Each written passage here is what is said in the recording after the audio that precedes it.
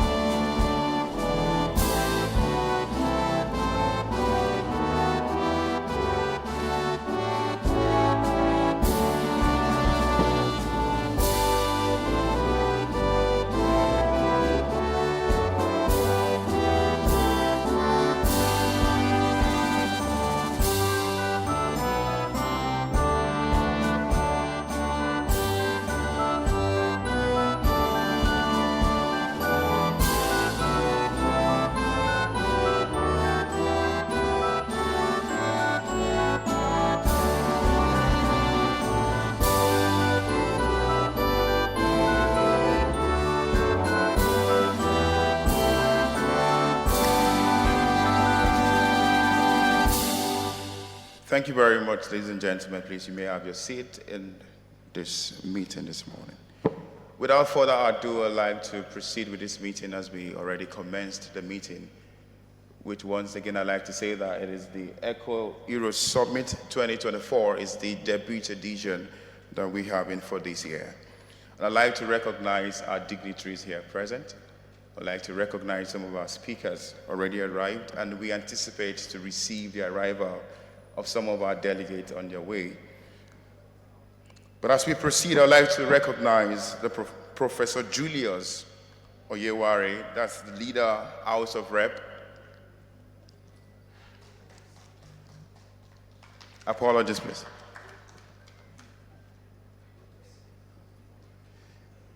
My sincere apologies, sir.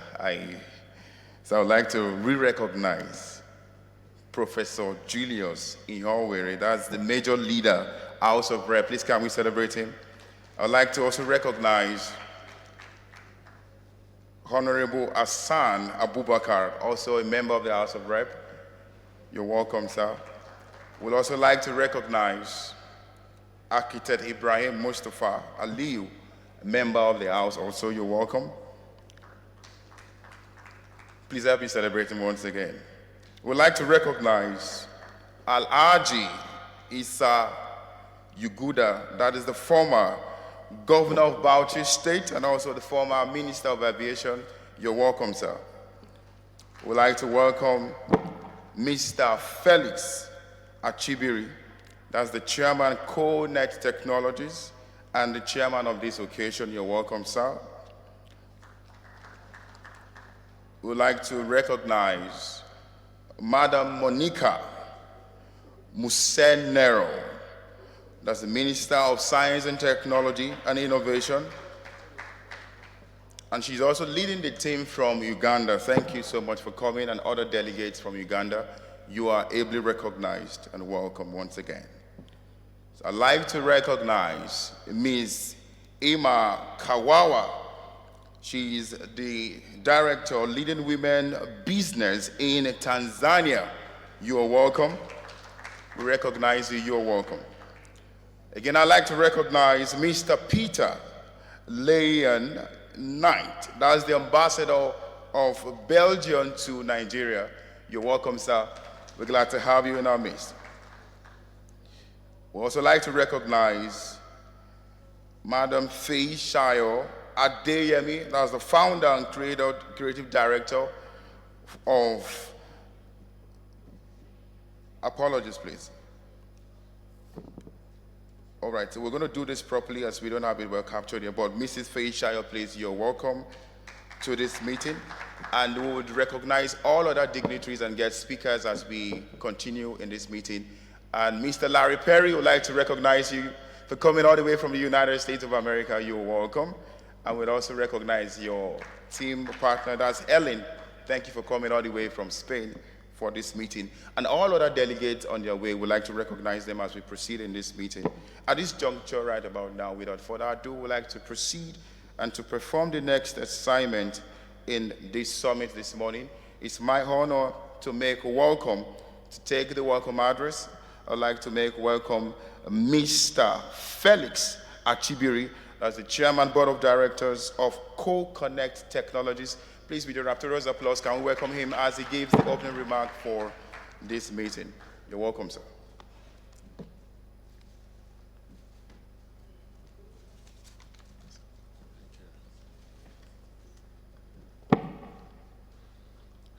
Good morning.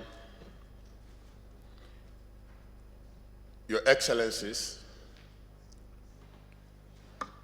the Honorable Speaker, Federal House of Representatives, the Honorable Ministers of Federal Capital Territory, Your Excellencies, Heads of Diplomatic Missions, Honorable Ministers and distinguished members of government here present, leaders and captains of industries and commerce, religious leaders and distinguished royal highnesses, members of the Fourth Estate of the Realm, eco-heroes, esteemed guests, partners and sponsors, ladies and gentlemen, good morning. It is with great honor and profound gratitude that I stand before this distinguished audience today to welcome to the Eco Hero Summit Award 2024. Today, we are just convened in the heart of Nigerian Presidential Villa. We are gathered in the spirit of global solidarity, united by shared commitment to a sustained future for our planet. This summit is not merely a meeting, it is a clarion call, a celebration of those who have demonstrated unwavering dedication to preserving the environment, championing transformative solutions for the challenges of our time. At EkiConnect, we believe that sustainability is more than just a goal. It is a necessity. Our guiding principle, connecting people, protecting the planet, is not just a statement. It is our ethos and the driving force behind every initiative we undertake. In this room are some of the brightest minds and boldest leaders in the global effort to combat environmental degradation. Each of you represent the power of collective action, the value of innovation, and the courage to inspire change. We are facing the existential risk, and we stand at a critical juncture in our history, where choices we make today will determine the legacy we leave for generations to come. The Eco Hero Summit, therefore, is a testament to the fact that solution exists, progress is possible, and hope is not totally lost. At EkiConnect, we have embraced technology as a catalyst for change. Our digital smart cards and smart wristwatches are revolutionizing networking while actively reducing paper waste and promoting a circular economy. Our tree planting campaign and climate resilience initiatives are not merely programs. They are more contribution to global effort to decarbonize and restore our planet ecosystem. To the eco-heroes we honor today, you are the embodiment of resilience, innovation, and determination. Your work serves as a lighthouse, guiding nations, communities, and individuals towards reasonable, rational solutions for a healthier planet. Once again, through your sacrifices, we are reminded that there is no greater service than this to humanity. As we engage in dialogue, build partnerships, and celebrate excellence today, let us do so with awareness that the future of our world depends on the action we take together. Every handshake, every innovation, Every commitment forged here has the power to echo beyond this summit, driving meaningful change across our continent and making our continent a better place. Africa is a great nation. Africa has got all the potential. Africa has gotten all the God-given talent, resources, and initiative.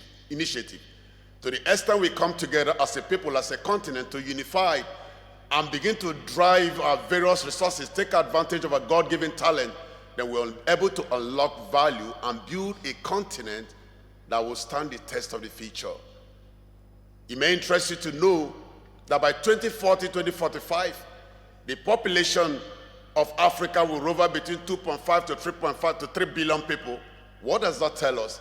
It simply means that 25% of humans that will live on this planet Earth by 2040, 2045 will reside in Africa with a youthful population, resilient, with energy, determined to cause disruptive change.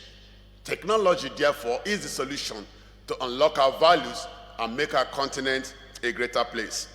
In closing, Your Excellencies, distinguished ladies and gentlemen, I extend my heartfelt appreciation to His Excellency, the President and Commander-in-Chief of the Federal Republic of Nigeria, President Ahmed Bola Tinubu GCFR, for hosting us in this iconic venue. Indeed, through your determination, Your Excellency, you have laid a sustainable foundation that prioritizes economic progress, strong institutions, and guarantees a secure future filled with endless possibilities. To our diplomatic, political, business leaders in this event, I celebrate you for being part of the story. Your support underscores the importance of this mission. Together, we can build a future defined not by the challenges we overcome, but by the progress we achieve and the planet we preserve. Once again, Your Excellencies, distinguished ladies and gentlemen, I welcome you to the Eco Hero Summit and Award 2024. Thank you, and God bless you.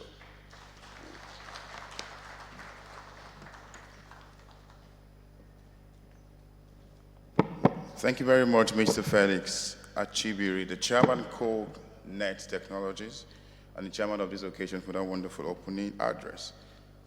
Right about now, we'll be making welcome for the first keynote speech in this meeting this morning.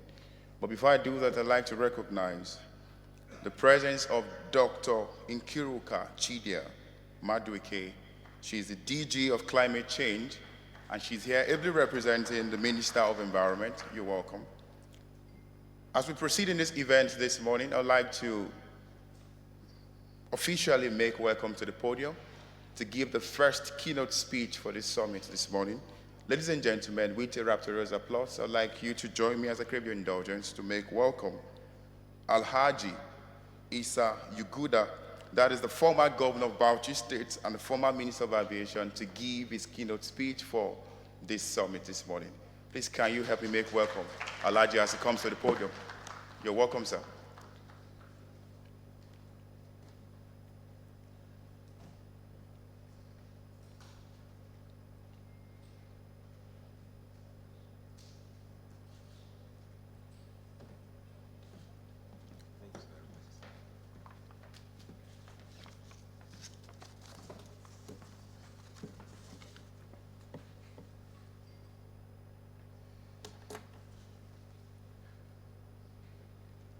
Your Excellency, the Right Honorable Speaker of Federal Houses of Representatives, members of the National Assembly here present, Your Excellencies, members of the Diplomatic Corps, honorable ministers from the various countries, and ministers from our own country, Nigeria. Without wasting too much time on protocol, I'll say I beg to stand on the existing protocols. Everybody is welcome. Well, this is an occasion for sober reflection, especially for us in Africa. And of course, the global developments in weather is threatening the very existence of humanity. And it does appear in some areas, these things are not taken very seriously. And of course, some of us are personally excited that the International Committee, including of course the United Nations, are taking the exercise very seriously. For us here in sub-Saharan Africa, including of course Central Africa, the challenge is very enormous. And of course, we have to appreciate the collective efforts of the International Committee as a bloc to address this challenge.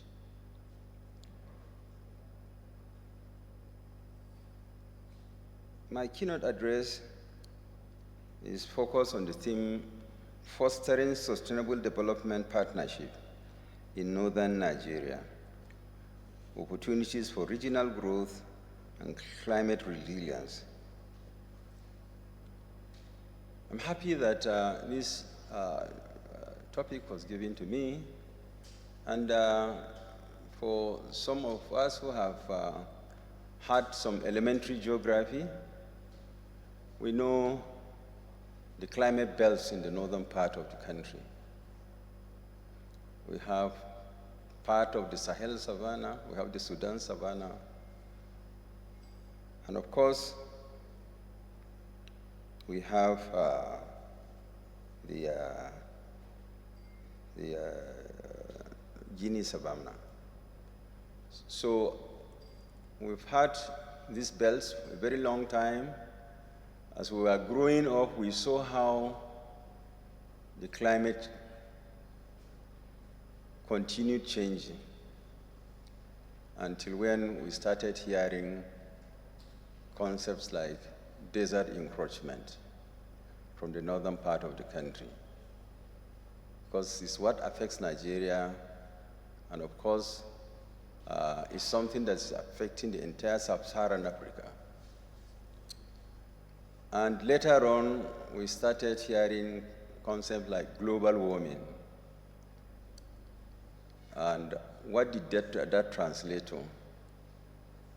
The eventual, effects of the global warming probably is the increased level of the sea, because more water is being pumped into the oceans, the Atlantic Ocean, the Pacific, the Indian, etc., etc. And of course, we had other challenges like pollution and greenhouse gases that have been affecting climate worldwide, and northern Nigeria is not insulated. So this particular challenge is a very, very serious, because what affects Nigeria as far as climate change is concerned is affecting every country. So I must say, distinguished guests and the esteemed organizers, regional leaders, and all stakeholders present, it is with profound gratitude and humility that I stand before you today as a keynote speaker for this prestigious EcoHero Summit and Award. I deeply appreciate the organizers for deeming me worthy to share the insights on such a critical topic at this iconic venue, the banquet hall of the Presidential Villa, Aso Rock, Abuja. I am especially honored to address this summit, which brings together individuals and institutions committed to advancing climate resilience and sustainable development. I also wish to extend my heartfelt appreciation to the leadership of the 19 northern governors and states of Nigeria. Over the years, your collective efforts and initiatives towards achieving the Sustainable Development Goals, as SDGs, have not gone unnoticed.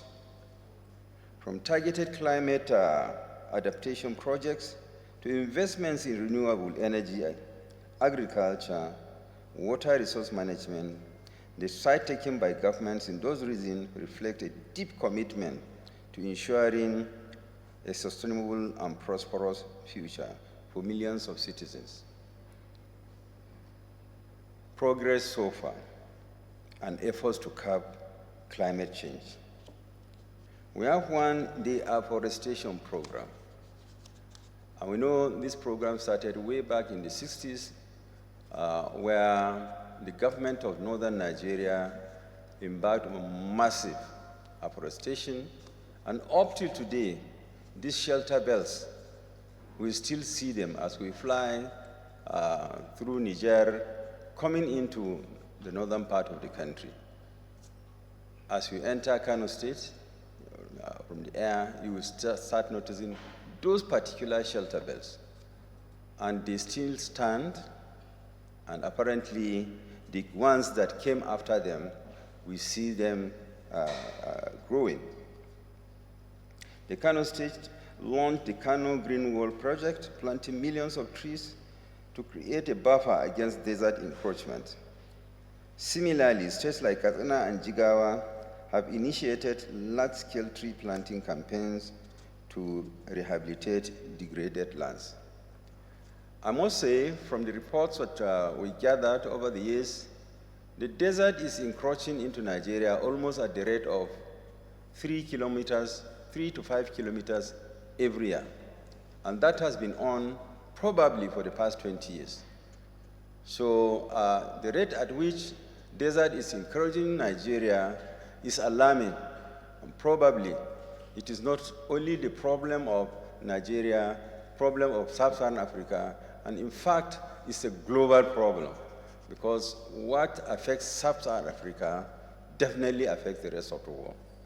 So we can see the efforts by governments, but I know in the past, the International Committee have been very much interested. I remember the European Union were very present in the 90s.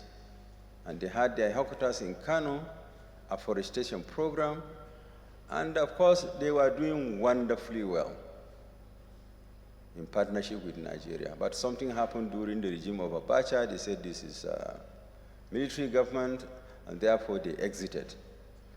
And when the PTF came in with our former President Buhari in charge, we had expected that that program would have been driven and sustained, because the program, the EU reforestation program, was a wonderful thing.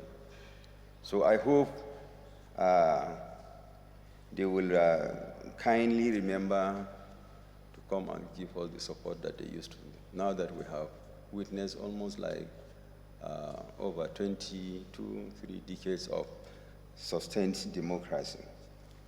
Then, secondly, we have, apart from the afforestation program, renewable and promotion of renewable energy. Recognizing the abundance of sunlight in the region, such as Sokoto, Kaduna, have invested heavily in solar projects. The solar plants in Kaduna, a flagship initiative, provides clean energy to thousands of households while reducing reliance on fossil fuels. Meanwhile, the northern part of the country, as we are growing up, was really forested. In some part, even the Sudan part of the Guinea Savannah, at least fairly forested. I can remember reading a book written by a British way back in the 30s. In that book, he did mention that the rate at which trees are being, cut, the likelihood is that the northern part of the country will come up with a challenge. And that challenge will be, would affect seriously the quality of their soils, and of course, even the microclimate because of the cutting down of trees. That the governments, the colonial government then had to take steps to initiate some tree planting campaigns and so on and so forth. So we can see that efforts started since the colonial time, and after independence, we could see the regional governments doing what they could as far as afforestation programs were concerned. And of course, as we also noticed, there had been a lot of, population growth, exponential growth, you can say, especially in the northern part of the country because of the culture. And of course, with more people without alternative source of heating, you should expect that more trees will be cut. And eventually, the challenges, exposing the soils to all sorts of challenges like erosion and so on and so forth, are yet things that came after as we saw the population growing. But in the time being, I think efforts have been made, and it's continuous. The water resource management. States like Borno and Yobe have focused on reviving water bodies and improving irrigation systems. For instance, the Handeja Unguru water wetlands has been instrumental to conserving one of the most significant wetland ecosystems in Nigeria, providing sustainable water resources for agriculture and biodiversity. I think the issue of these Guru wetlands, for the environmentalists, I think it has been a much discussed issue. We are aware that the Guru wetlands have been silting. I remember in the past years when the late Queen used to visit that environment because birds from all over the world, particularly from Europe, come to hibernate, and it was a very important, very interesting thing to watch, because they flew all the way from Europe, especially during this season of winter, and it became, a tourist attraction. But that is no longer because the Guru wetlands have silted. In fact, when the Guru wetlands were really the wetlands, you just bend down and catch fish all over the place, but that has gone.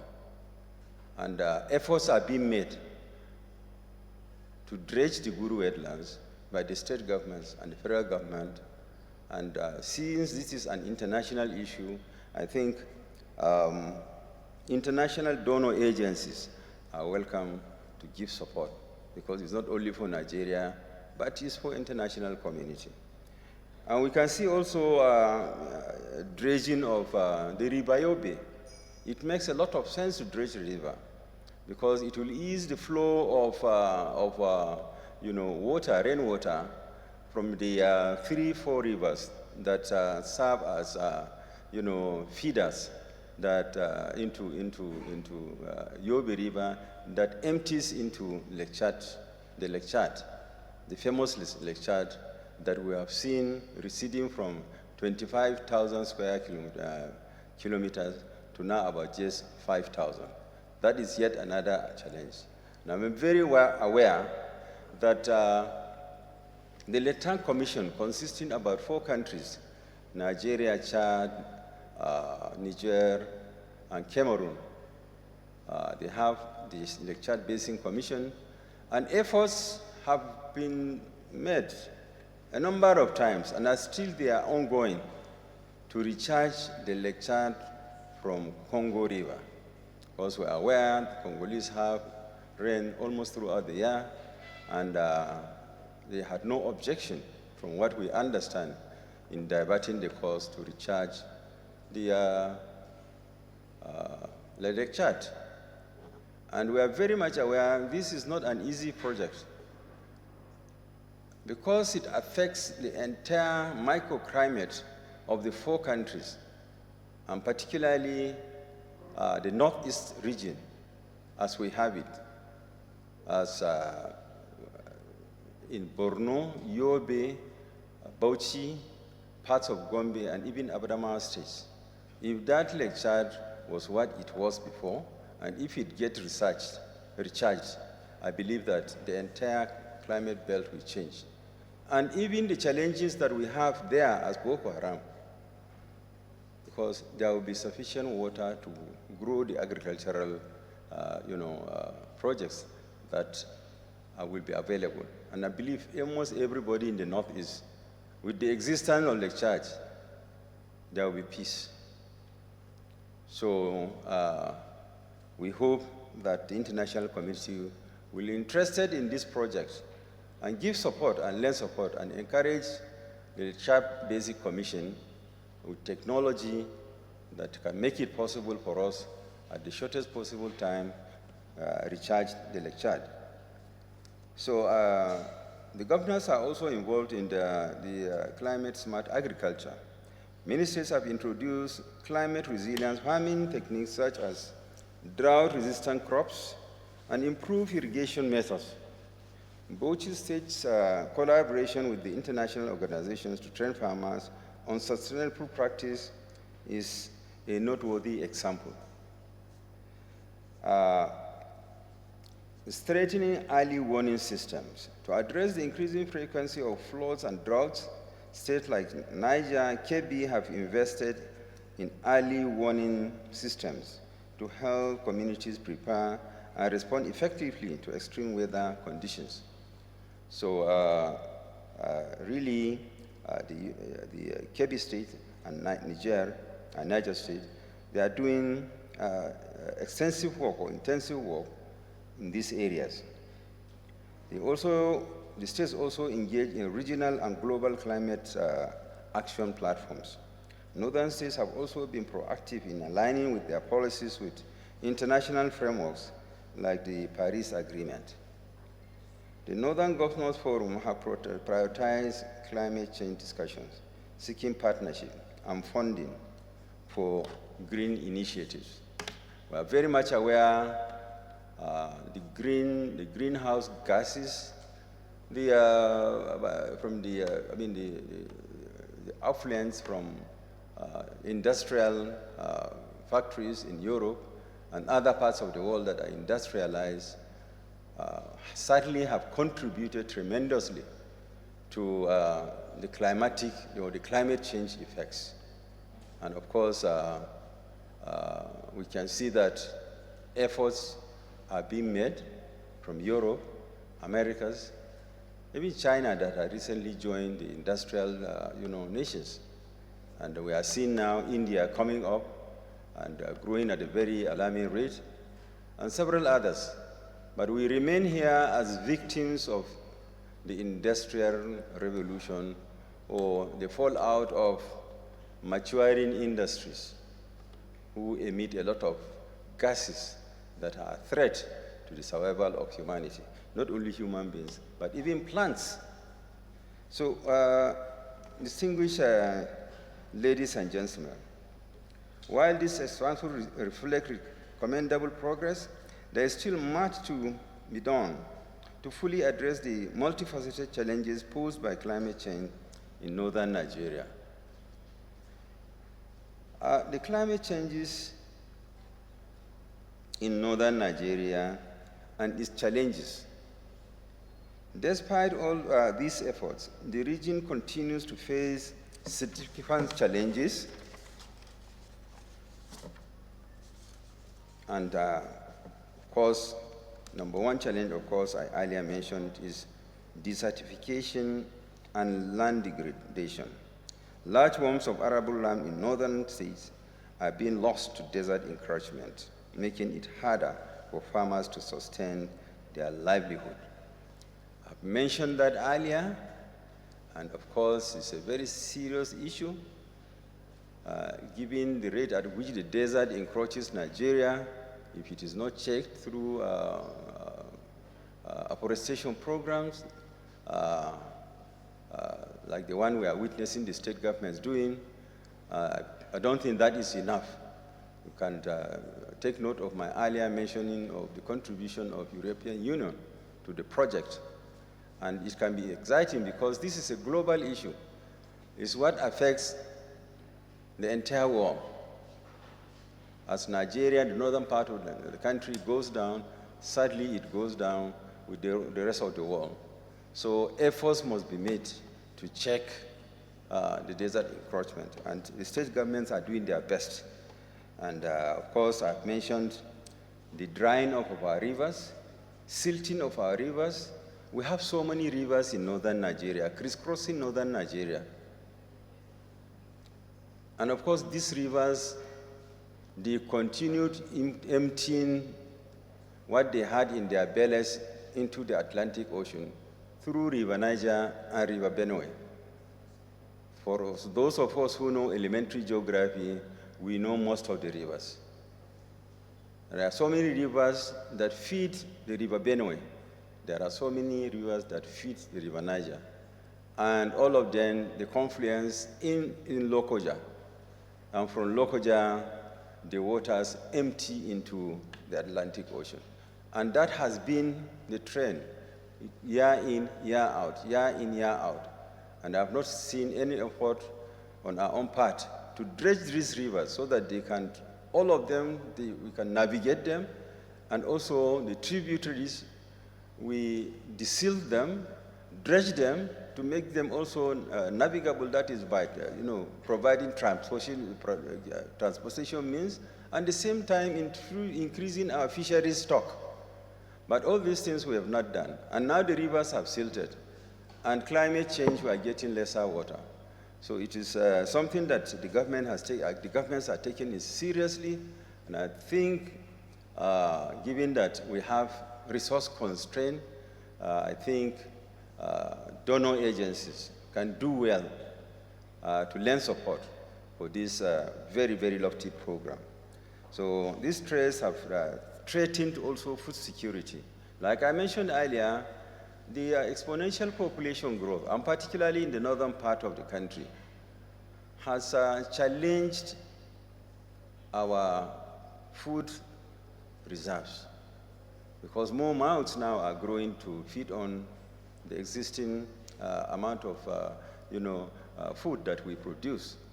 And you can appreciate that still rain-fed agriculture has formed the major source of growing food in our country. And with the exponential growth in population, and of course, the absence of rivers and dams and lakes where we draw water to irrigate crops, I think is absolutely necessary now. And that will be part of our food security strategy. So as the states are moving on to do that, I think, inshallah, we will get there. And the next point I wanted to make on the water scarcity is what I have tried to, draw from the example of our inability to dredge our rivers, and of course, including our lakes and other, main rivers like the River Benue and the River Niger. So, and that would have enhanced and improved, communication, especially water communication. So, the rising temperatures and unpredictable rainfall patterns have resulted in droughts, floods, and heat waves.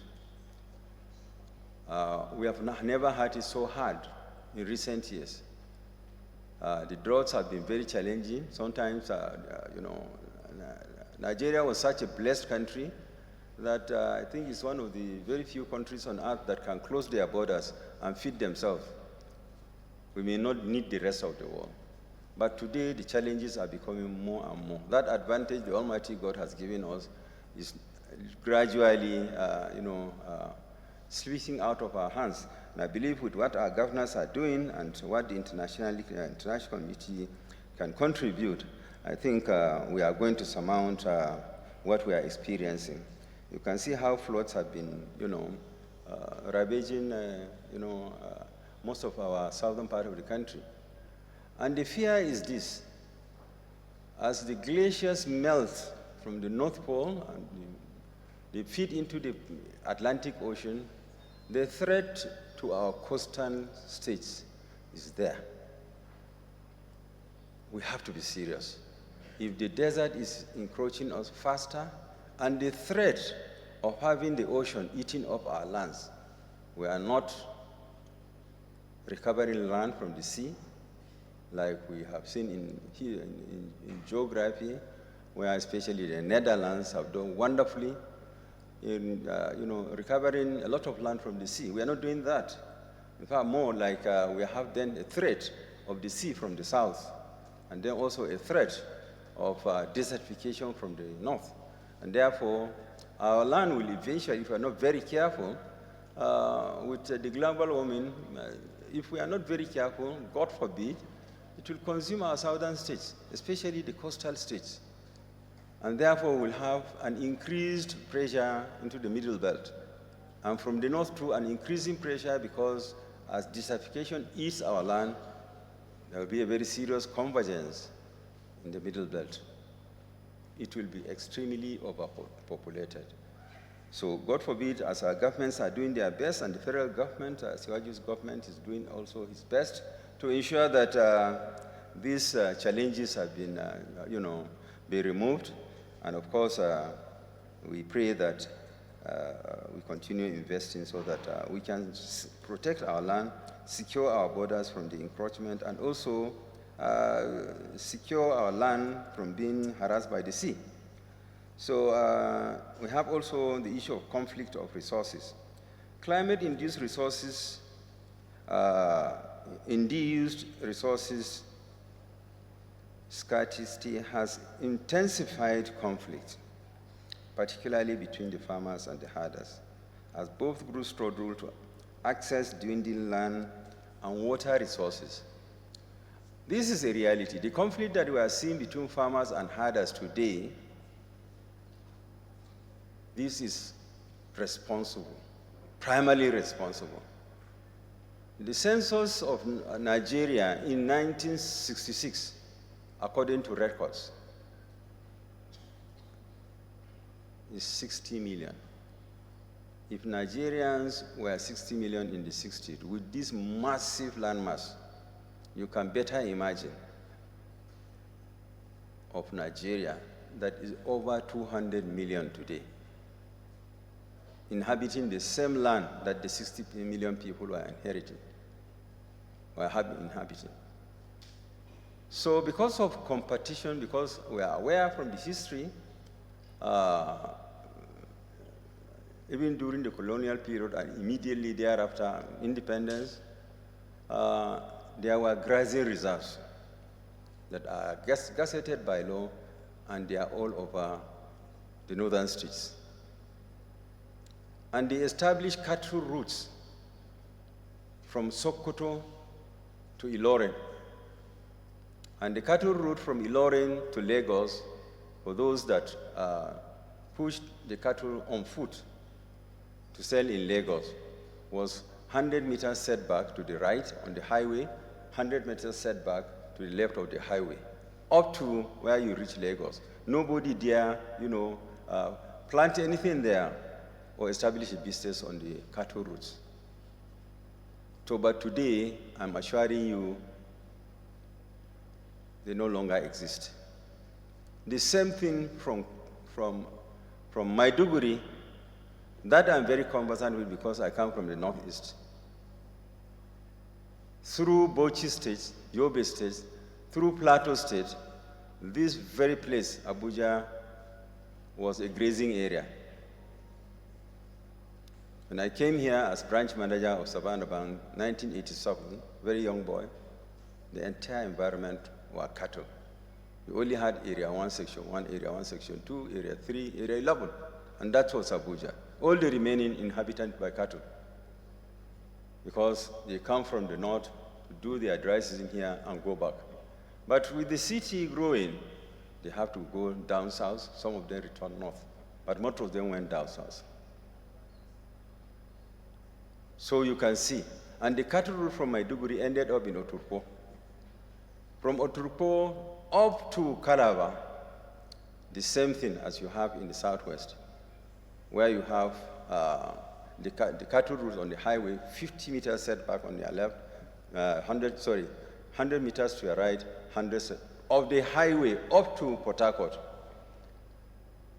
So you can see that the genesis of this so-called herders-farmers conflict is competition for land. And this is, of course, as a result of the desertifications. So we are really challenged. And we know that this has posed a lot of insecurity for us. And with the insecurity, of course, some of the solutions that we want to proffer for addressing the desert encroachment, I mean, it might be difficult because, after all, how can you go into a very huge environment where ordinarily, if you went to farming, there will be crisis, and now you are talking about planting trees.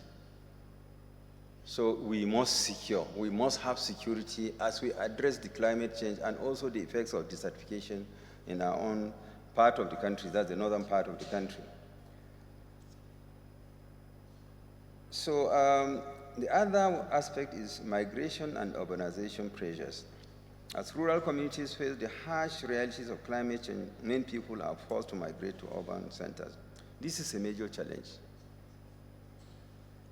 If the farmlands in the rural areas, and if the rainfalls have become erratic that you cannot survive on your subsistence farm, you farm only to feed, not to sell, to pay school fees or to your children, or to buy clothes, or to travel to seek health, medication.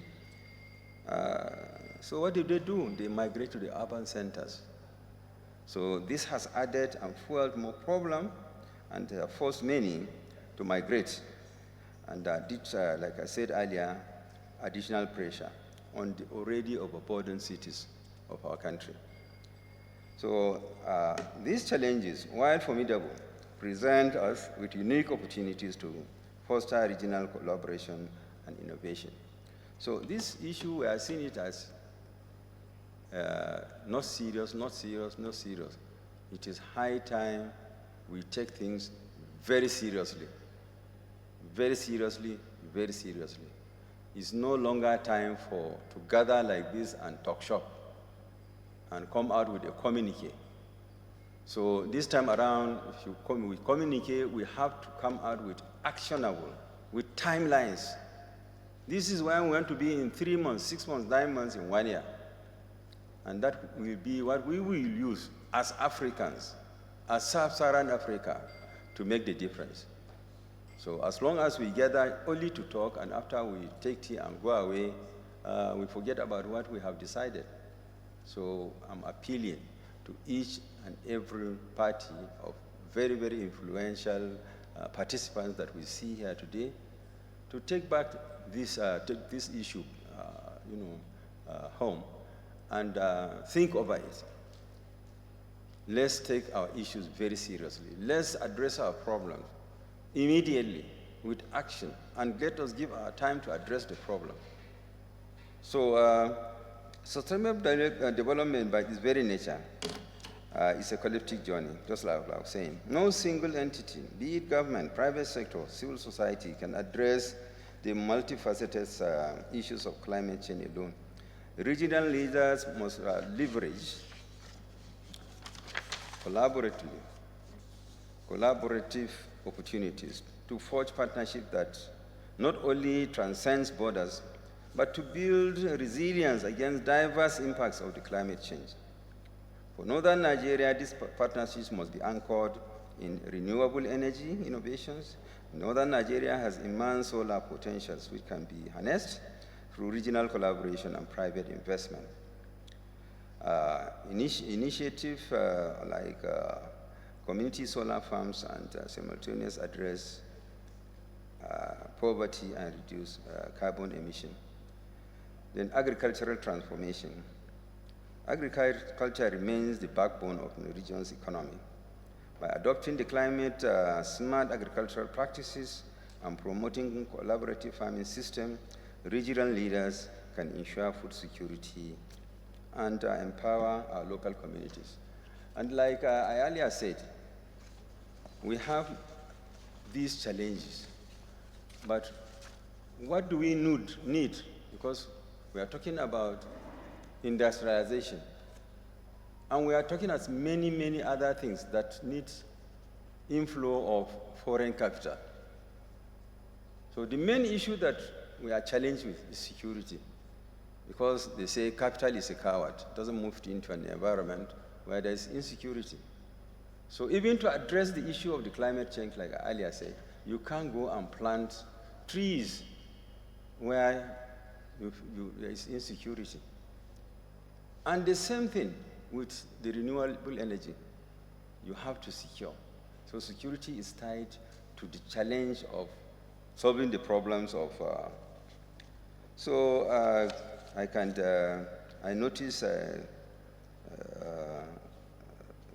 my friend is moving closer to me, probably to signal that either I'm becoming boring or I should finish what I'm just about to wrap up. In fact, yes, so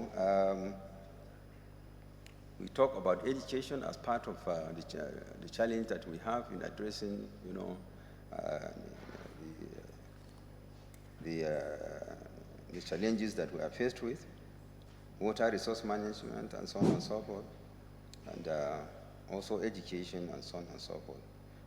For those in northern part of Nigeria, we should take note of one thing, that we have about 450 tribes put together.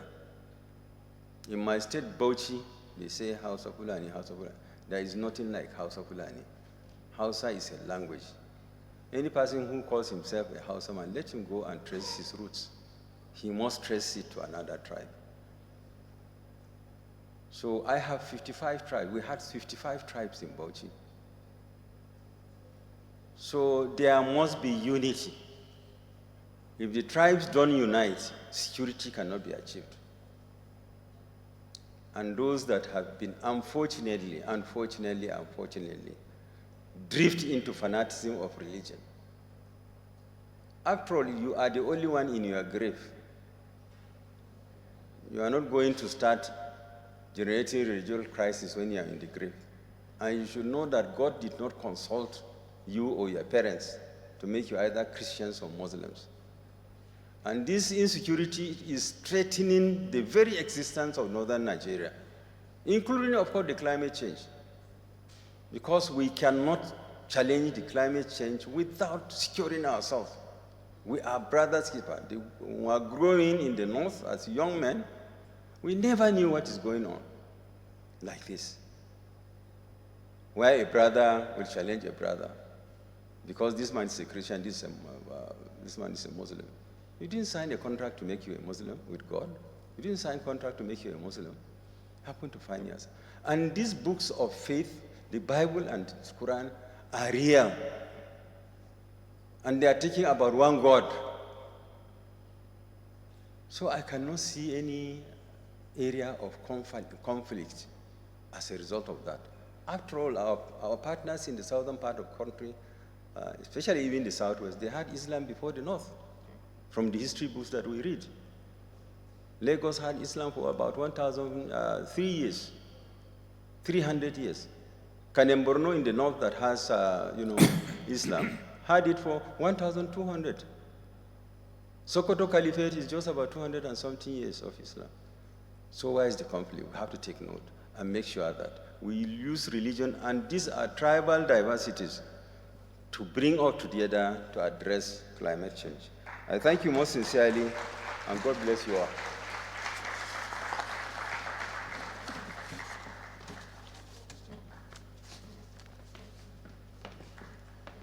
Please, can we give some applause to His Excellency, the former Governor of Bauchi State, Alhaji Issa, for that executive presentation and keynote speech. Thank you very much, sir.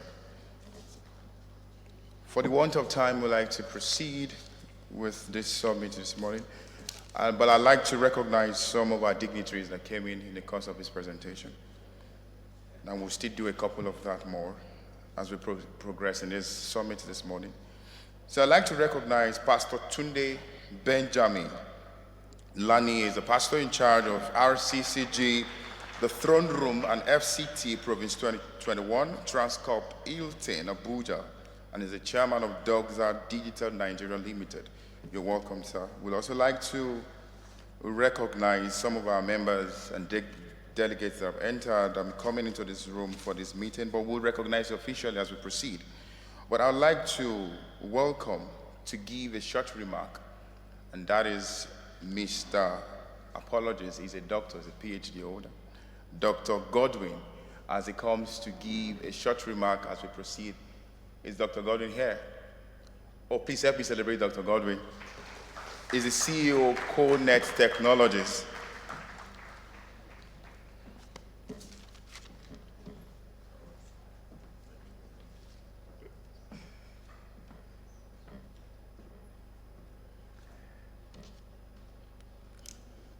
Good afternoon. It's still morning. Good morning, ladies and gentlemen. Distinguished guests from different nations. I stand on already existing protocol for the sake of time. I want to formally welcome each and every one of you to this gracious event, the Eco Hero Summit and Award.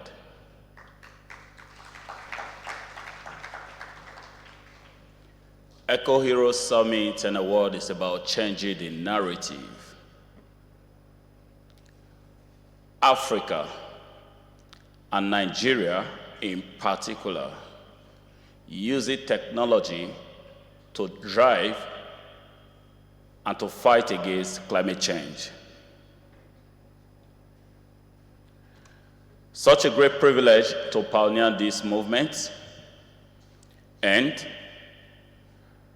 leading the initiative that is changing the narrative and driving net zero carbon emission by reducing paper usage. We are at a pivotal moment in history in the face of pressing global challenges, climate change, environmental degradation, and the urgent need for sustainable solution. Eki CoNet stands tall, leading a transformative journey to our nation and beyond. Our goal is simple, but yet profound, to create a sustainable future where technology, innovation, and environmental consciousness intersect seamlessly. Nigeria, a land brimming with potential, has long been characterized by resilience and ingenuity. However, we recognize that true progress lies in harnessing the full potential of digital transformation to drive sustainable development. This is where Eki CoNet technology comes in. With our digital revolutionizing card and smart wristband, we seamlessly integrate data management platform, which is not just a tool, but an instrument of change. This innovation reduces the environmental impact caused by traditional paper card-based business card and networking tools, which generate about 5.9% carbon emission, resulting to climate change and global warming. This is not just a business as usual, but a business with a focus for humanity, driving what we refer to as the 3 Ps. The 3 Ps, which is the people, profit, and the planet. For many people who are familiar with our technology, you see that our technology has seamlessly provided a lot of opportunity to creatives in different sectors.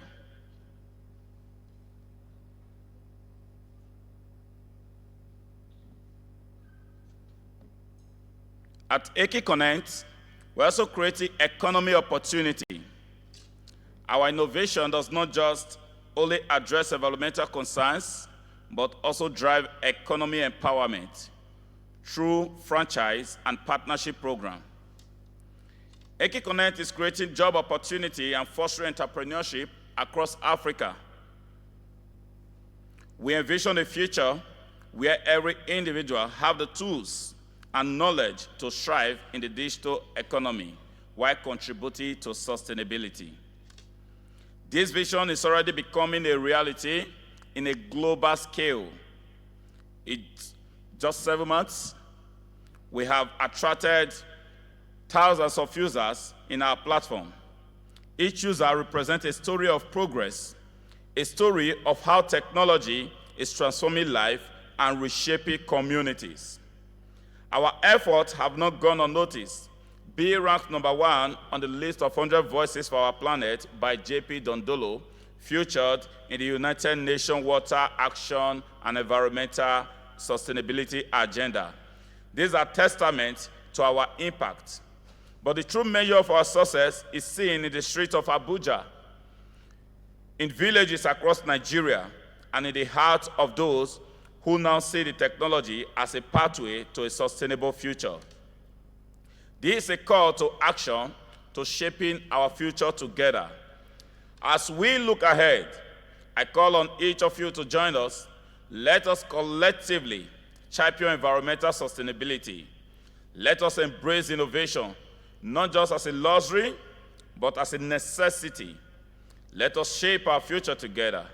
One tree, one connection, one innovation at a time. Eki Connect is more than a company. We are a movement. We are rewriting the narrative, redefining possibility, and rekindling hope for Nigeria, Africa, and the world at large. If you want to clap, please clap. Thank you. When we say connecting people and protecting the planet, it's not a grammatical expression. It is living the word. I'm a strong fan and I'm a great believer in the scripture, which says, the word became flesh and dwelled among us. When we say connecting people and protecting the planet, it's in reality. So today, you're going to see the exhibition of Eki Connect as a tools. One you see in my hand here, which is the smart wristband that integrates all your digital information. Just on the tap, you gain access to my information and you can be shared. And you have the card, which also gives you access seamlessly. With this, you don't need flock pass or paper card. Many people are advocating for environmental sustainability, but some of you have 20, 50, 100 cards, paper cards in your pocket. I believe today we're going to make an altar call where the narrative is going to be changed. Ladies and gentlemen, it's my pleasure, a great pleasure, a privilege to have distinguished excellency and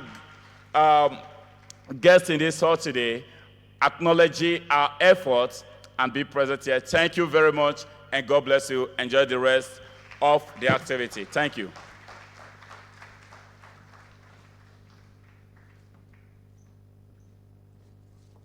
Well, thank you very much, Dr. Godwin, for that remark and presentation on behalf of the Co-Net in Technologies. So I would like to recognize,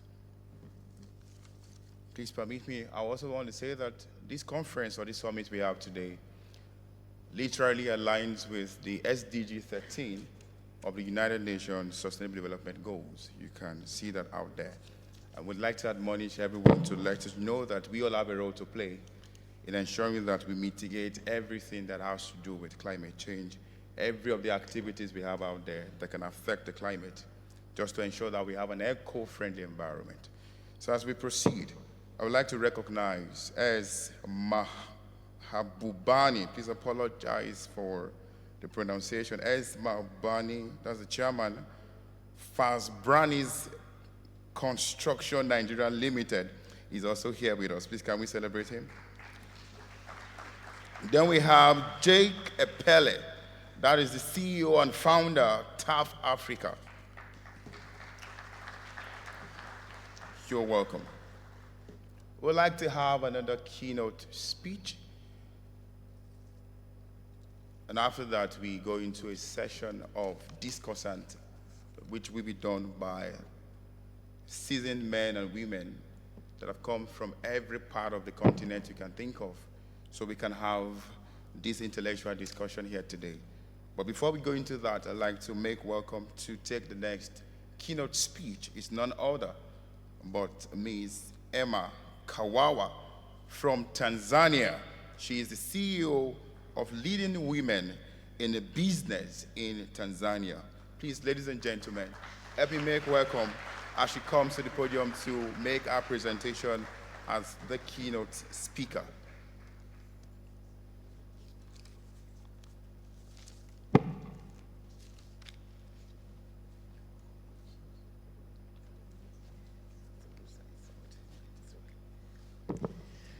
Thank you very much. This is by surprise. I was a panel, now I'm a keynote speaker, but we are told to be ready all the time. Thank you. Ladies and gentlemen, I stand for the protocol pronounced earlier, and I'm very pleased and honored to be in this country. This is my home. I say I'm a Tanzanian by birth, but I'm an African. As we go to the theme of the conference, which is about ecosystem, first, I would like to applaud my president, who's the only female president in Africa. She has been the champion of the clean energy. I think you've heard about it. She still speaks about bringing the women, taking out the women carrying wood, getting fireworks and using charcoal and going to alternative energy. We have done a lot in Tanzania. We have done it with all the regions in Tanzania by going to the villages to tell them about the clean energy. And not only to tell them, but to take action. So we go there by giving them a tank of gas, but after training them and telling them how the usage is, and make sure that there's availability of that change. It won't happen in one day, we know that. It's a transformation of mindset, culture, and traditions. But we believe if we all come together, it will work. So this is what the president has been championing. Thank you. We have been to 3 conferences. In June, we were in Paris. So recently, we've been to another conference in Azerbaijan, where the Prime Minister represented the President, speaking on the clean energy. And I stand here as a woman. I'm a champion of women empowerment, and that's what I stand for. So this is our initiative. Please, women, we must stand together to make sure this clean energy we are speaking about comes into place. My panel was about how we bring in the junior generation to the summit, how to the ecosystem. As we understand, we're not speaking about only clean energy. When we speak about climate change, there's a lot. There's a lot going on. I've been to different countries in Africa. But I believe before even we task our leaders or our leaders to speak, it starts with us. Anything starts with you.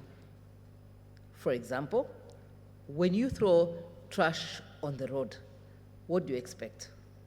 Especially those cannot be recycled or cannot be processed. It remains. And when it remains, it goes to something else. Our country has fought against plastics. We don't use plastic anymore. Plastic bags, the black bags I've seen around, you cannot bring them in the country. That is one initiative we have started with. It was hard at the beginning, but now it's a normal thing. That is one initiative. I believe we can all start by doing that. Second, I've been to Uganda. Uganda, if you cut one tree, I know, Your Excellency, you're here. You pay 50,000. One tree, even if it's in your plot, to cut one tree is a crime. That's protecting the environment. We cut tree not only because of wood. You want to make land, you want to do construction, you want to make a road. you have to get a permit. These are initiatives taken by different countries. The plastic bottles. I was in Uganda in a conference. The only country I saw, they don't give bottles, they give cups. You go and take it from the mineral water, which is big, you drain and take it in the cups. So we mean, when we talk about climate change, we need to take actions. It shouldn't be only on stage or talking to the people, putting on the policies on the papers. It should be by action, deliberately. When I say deliberately, it means we can start it from your own family, because everything starts from a family. From the mother to the children, to the children, to the grandchildren, and within your community, and it goes on up and up. We don't expect that our leaders to do everything. They have a lot. Being in Nigeria for the last 10 days, I've been to Ondo State, I've been to Lagos, and I'm here in Abuja. I've observed a lot of things. There's nothing different in Africa. We are the same. We come from one family. We have the same culture, same traditions, and we resemble in everything. It's just because we have borders. If we stand together today to plant each family at least 3 trees, we protect the country. We protect from the climate change. We see the heat now which is going on. This is all the outcomes of what we have been doing. We need to start somewhere. We have our village. I don't know if you have village leaders or cell leaders. We do that. Each country should, each homestead should plant at least 3 trees in the compound. We protect the area. These are things we talk about. It shouldn't be only heard or said on the papers or in the conference like this, but we should take actions as we live from here. I am a representative of JB Dondo, which is an SDG in UN, and we believe we are championing, and we are trying to tell everybody it's our work to do the change. Do you know that if you have a forest, you're a millionaire? Have you heard about the carbon chip? If you reserve the land and have a forest, now you can change it into, can monetize it. It becomes money. You can go and change, because the carbon you produce, they will calculate and pay you. This is something coming up. We should run for it. To our youth, we complain there's no job, there's no employment. I believe anything you can make it to be a work. It can be an opportunity. Stop chasing work in offices. Stop waiting to be employed. There's a lot can be done. One, the recycling. You can collect the bottles, make the chips, they are there ready for exports.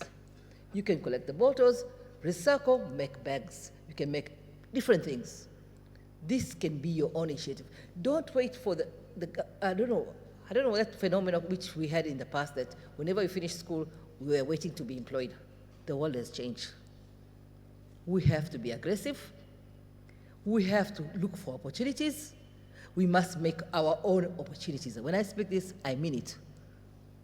I come with a background from public sector.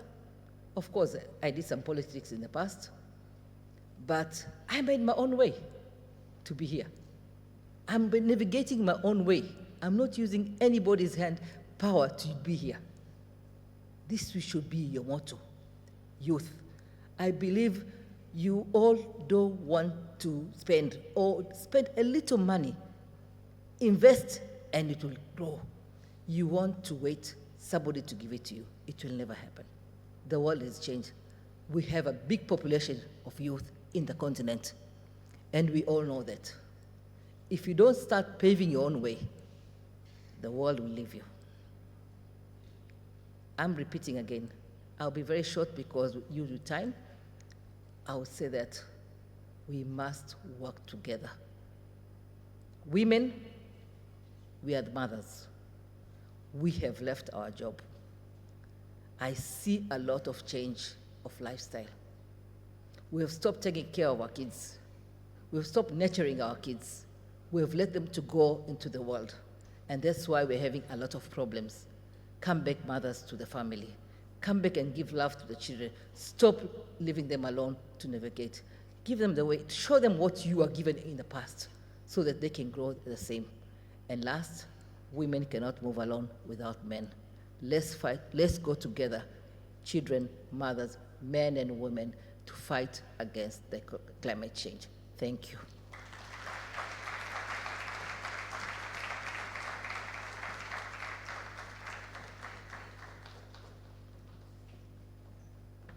Thank you very much for that wonderful presentation, and thank you so much. All right, so we want to proceed in this summit this morning, but I'd like us to know that there's this saying that your network is your net worth. So just in case you don't believe, when you expand your net worth, it can actually amplify your net worth. So at this point, I'd like us to do something you've not done for those that came in a bit late. We'll just give about 4 to 5 minutes to do this.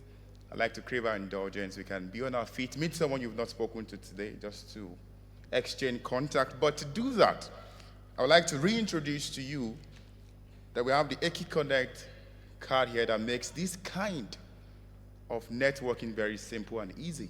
So I'd like you to, if you have this, you can actually do yours here like a demo here. But if you don't have it, you can do it the conventional way. So this is one of the products we'd like you to be a part of as we continue in this meeting. Please, someone you've not met before, it's time, about 4 minutes or 5 minutes. You can just be on your feet, meet someone, exchange your contact, someone you've not met before, share contact, talk about what you do, talk about where you're from, talk about what you came here for. And networking is one of the added advantages of this summit. So please kindly take advantage of this session as we begin to network with someone. All right, thank you.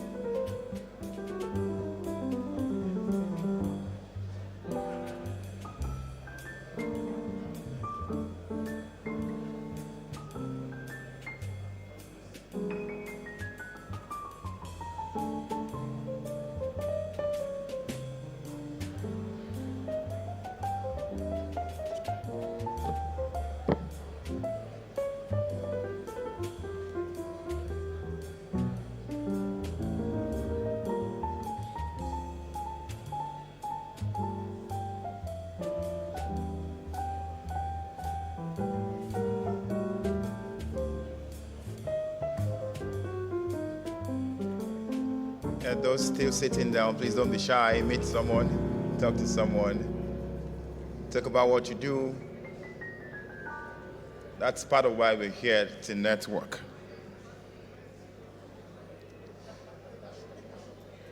I'm also available to network if you'd like to speak to me.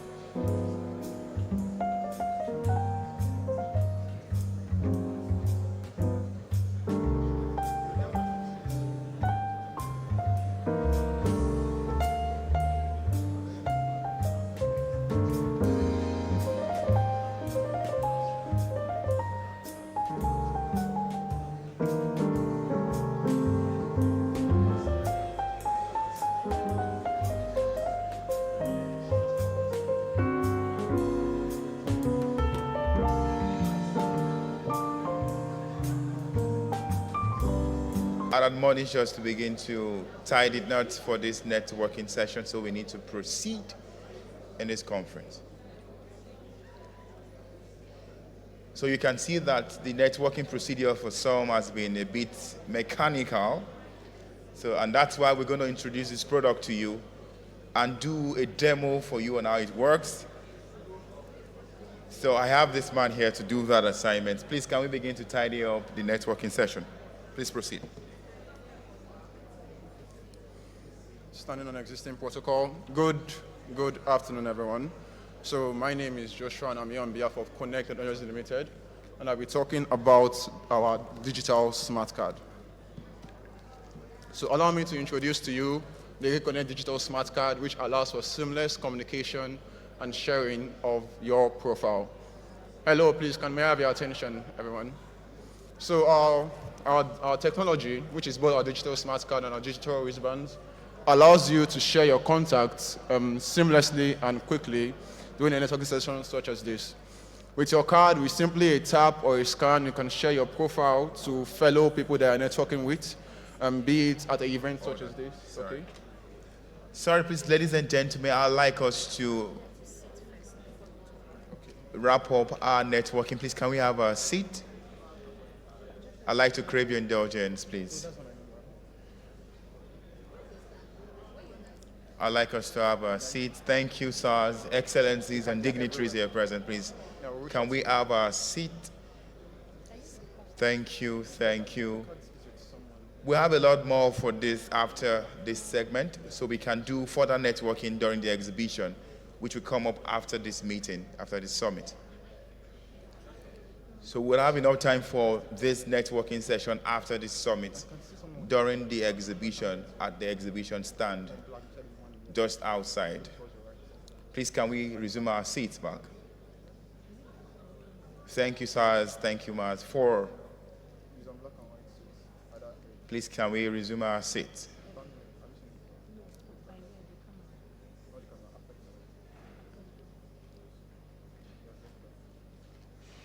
Thank you very much.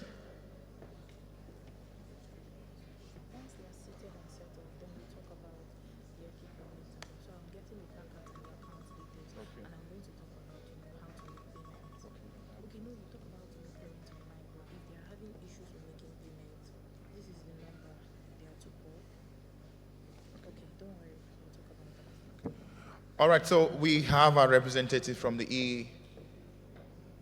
Eki Connect to show you and demonstrate to you how this product actually works.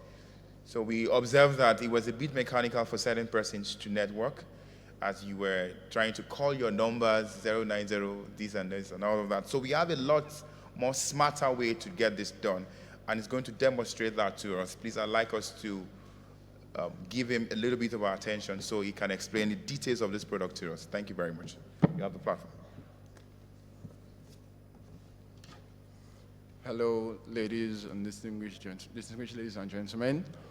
My name is Komolafe Joshua, and I'm here on behalf of Connect Technologies Limited, and I'll be introducing our product that is the Eki Digital Smart Card.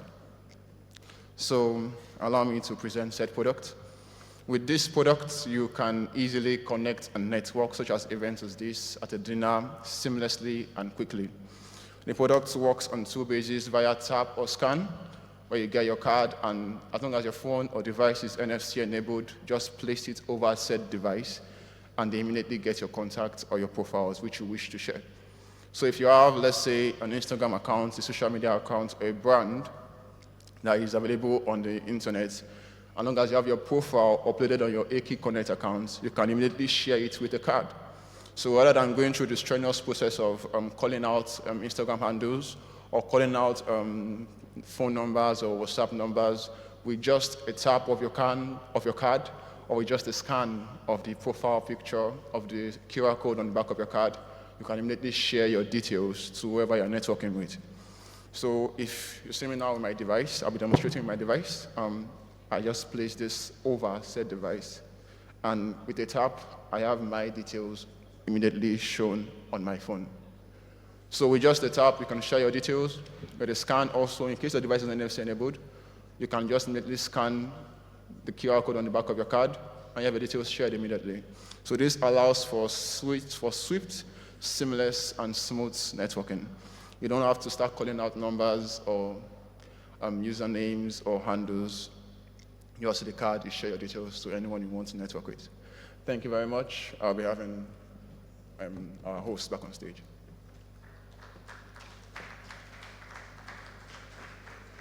All right, thank you very much for that short presentation. However, if you need to be a part of this, you'd like to get this product, we would be available to attend to you, and all officials of the Eki Connect or the CodeNet organization will be available to do that for you. But we will need to. All right, so I think there is an addendum to that presentation. Please, just a minute.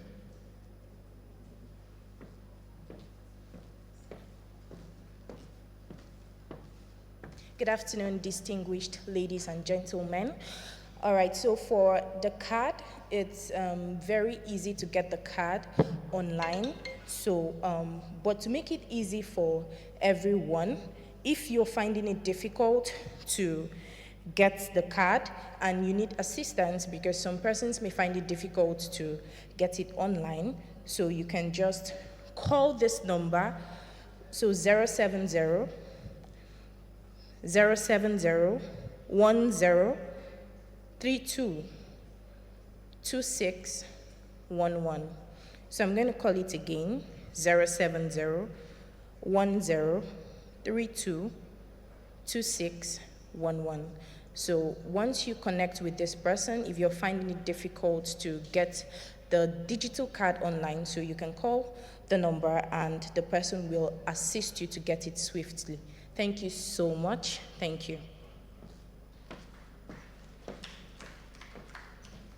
All right, thank you very much. That was Princess Onome, one of the committee members for the organization of this meeting.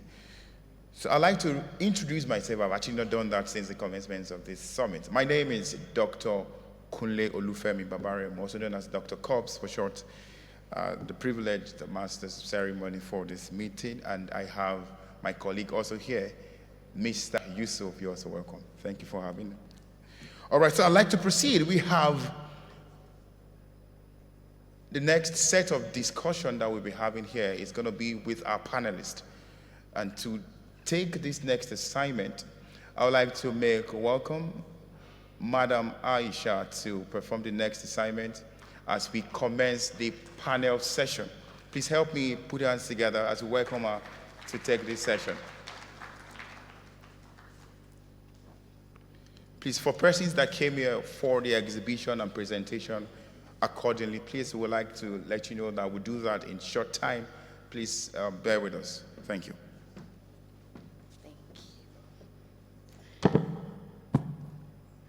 Good morning, ladies and gentlemen.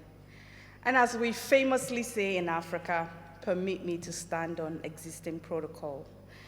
I'll be leading this next panel, and it's on innovative climate solution, on driving the transition to a sustainable future. So I'll be calling the panelists, and please, when you hear your names, please make your way forward. So the first person on that panel will be Peter Ben-Hur He's the CEO of Mandalus Energy. Please make your way to the stage. Okay. Next, we'll be having Mr. Larry Perry. Mr. Larry Perry is the creative director of Hollywood and media expert in the White House. Please make your way forward.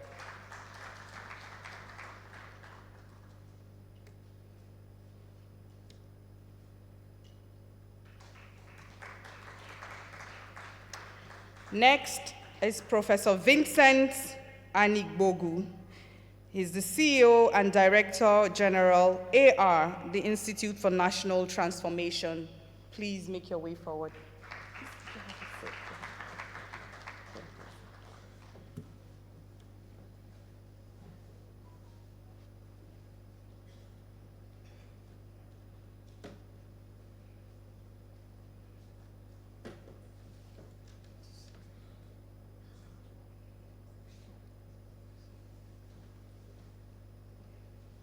The next will be Ambassador Peter Lenkent, is the ambassador to the Embassy of Belgium.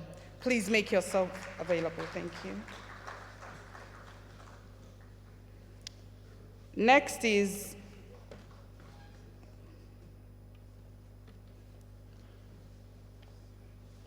Engineer Chuks Okpaka, for Azure Infrastructure Business Director for Microsoft Africa.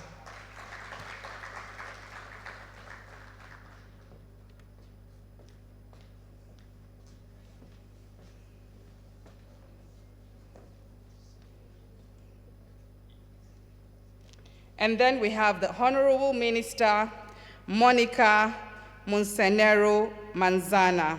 She's the Minister for Science, Technology and Innovation and Information, Office of the President. Please make yourself available. Thank you.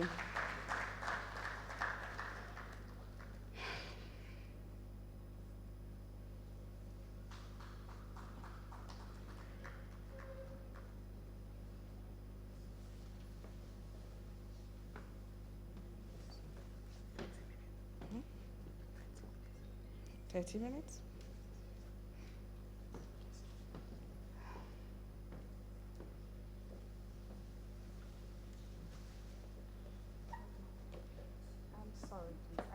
Interrupt our seating arrangement so that I could stay in the middle so we could have a good conversation flow.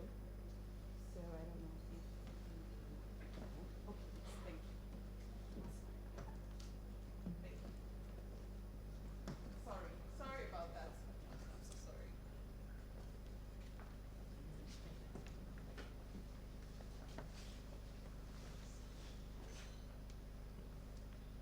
Thank you, everyone, once again, and I'm happy that we're all packed to talk about things that concern our home. I'll move right into the questions because I was told that we do not have time. So I'm going to quickly start by my left. I want to ask Ambassador. I would like to ask, how can Belgium contribute to fostering international partnership aimed at sharing best practices, technology, and funding to build resilience against climate change in developing nations? Ambassador Peter, that's your question. Thank you very much, Madam Moderator. And let me perhaps start with the financing part. And a few of the people in the audience here are also just back from the COP29 summit in Baku, where there was lots of talk about finance and an outcome that was perhaps not as excellent as anybody would have expected. But what you often find in the press is this dichotomy between developed and developing countries. And I think to a certain extent this has become a bit of a false dichotomy because, as we know or sometimes don't remember well enough, at the moment when the historic emissions, so not only the current emissions but the ones from the very beginning of the industrial era, were roughly divided equally between developed countries and developing countries, is 2012. 12 years ago. So there's good reasons to think that by now, developing countries as a whole have actually probably even emitted more than developed traditional countries as such, and that is even going to grow further. So for us, I mean, it's obvious like that when it comes to victimhood or historic responsibility, countries like China, India, Gulf countries are clearly shifting to an other end than, let's say, your average African LDC.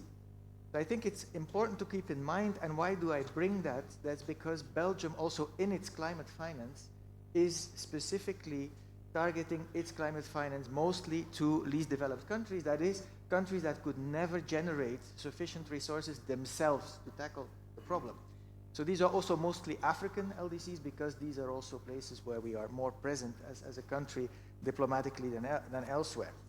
Now, I think the good news is that Belgium has tripled its international climate finance contribution over 3 years from 2020 to 2023. We're now at 260 million euros, and unlike global climate finance, which is roughly always about 90% about mitigation, that means like limiting emissions, Belgian climate finance is more than half about adaptation, and we understand that is something that developing nations do usually prefer and desire. So I talked about the LDCs. So concretely, it means that we are part in financing Great Green Wall in the Sahel, or in scientific research in the Congolese rainforest to preserve also that rainforest, for instance. But we also have guarantees from our export insurer and the Belgian investment company in developing countries, where we mobilize another 490 million euros a year in private funding, and this is larger than LDCs. This is also other African developing countries, and also through our multilateral contributions with UNEP, UNDP, World Bank, and so on. So if you take all of that together on an annual basis, you'd arrive around $1.3 billion in a year like 2022, which means that if you then also connect that to the traditional industrialized nations, then I think we're doing more than our share even there. But indeed, let's be clear about it, Belgium was the first country on the European continent to industrialize in the 19th century, so there's undeniably a historic responsibility part there. So we are taking up definitely that challenge. Now, I can also tell you a little bit about, the innovation part. Is that part of a specific question, or should I tackle it right away? Tackle it, yeah, we want to hear it. Right, okay. So the next aspect would be, indeed, how does Belgium clean its own doorstep when it comes to climate change mitigation? So how do we reduce these emissions that we create ourselves? Now, this year, in the Belgian North Sea coast, it's like 45 kilometers from our coastline, we have witnessed the world premiere, and we launched the construction of an artificial energy island. So what we do is we build windmills there, but more importantly, we connect all of that to the offshore grids of other North Sea countries, UK, Norway, Denmark. And the smart move there is that wind energy has the advantage that if there's no wind, then basically you also don't generate energy. But if you do that at a much wider scale, it could well be that there's wind in one corner of a sea and not in another one. And if you then distribute that energy, then basically you have more a constant flow, and you try to tackle one of the handicaps of such an energy source. Now, to give you an idea of the magnitude of it, once fully in place and functional, this will power the energy needs of about 3 million households in Belgium. So that's about roughly 1/3 of all Belgian citizens will draw their energy from that. Knowing that basically we are already moving out rather fast from fossil fuels. We always had quite a bit of nuclear energy, which from a climate point of view at least is also rather beneficial. But solar and wind, and especially wind and the interconnected of it all, is definitely picking up very much. And at the same time, and that's with the larger environmental concerns in mind, we try also to protect the bird life around it, because a coastline doesn't only serve at generating energy, you have other biodiversity needs that need to be also taken into account. Now, this is, of course, a mega project, so to speak, and international in our own region, but we can also make it happen in the work of Belgium around the world. For instance, we are building a new embassy building here in Nigeria, in Abuja, within the EU compound, and there we will have solar panels. We have a far more energy economic air conditioning system through better insulation. We'll have rainwater harvesting. So even at this very logistical level of our diplomatic work, we also try to set the trend and show what is possible in terms of energy savings and getting it greener.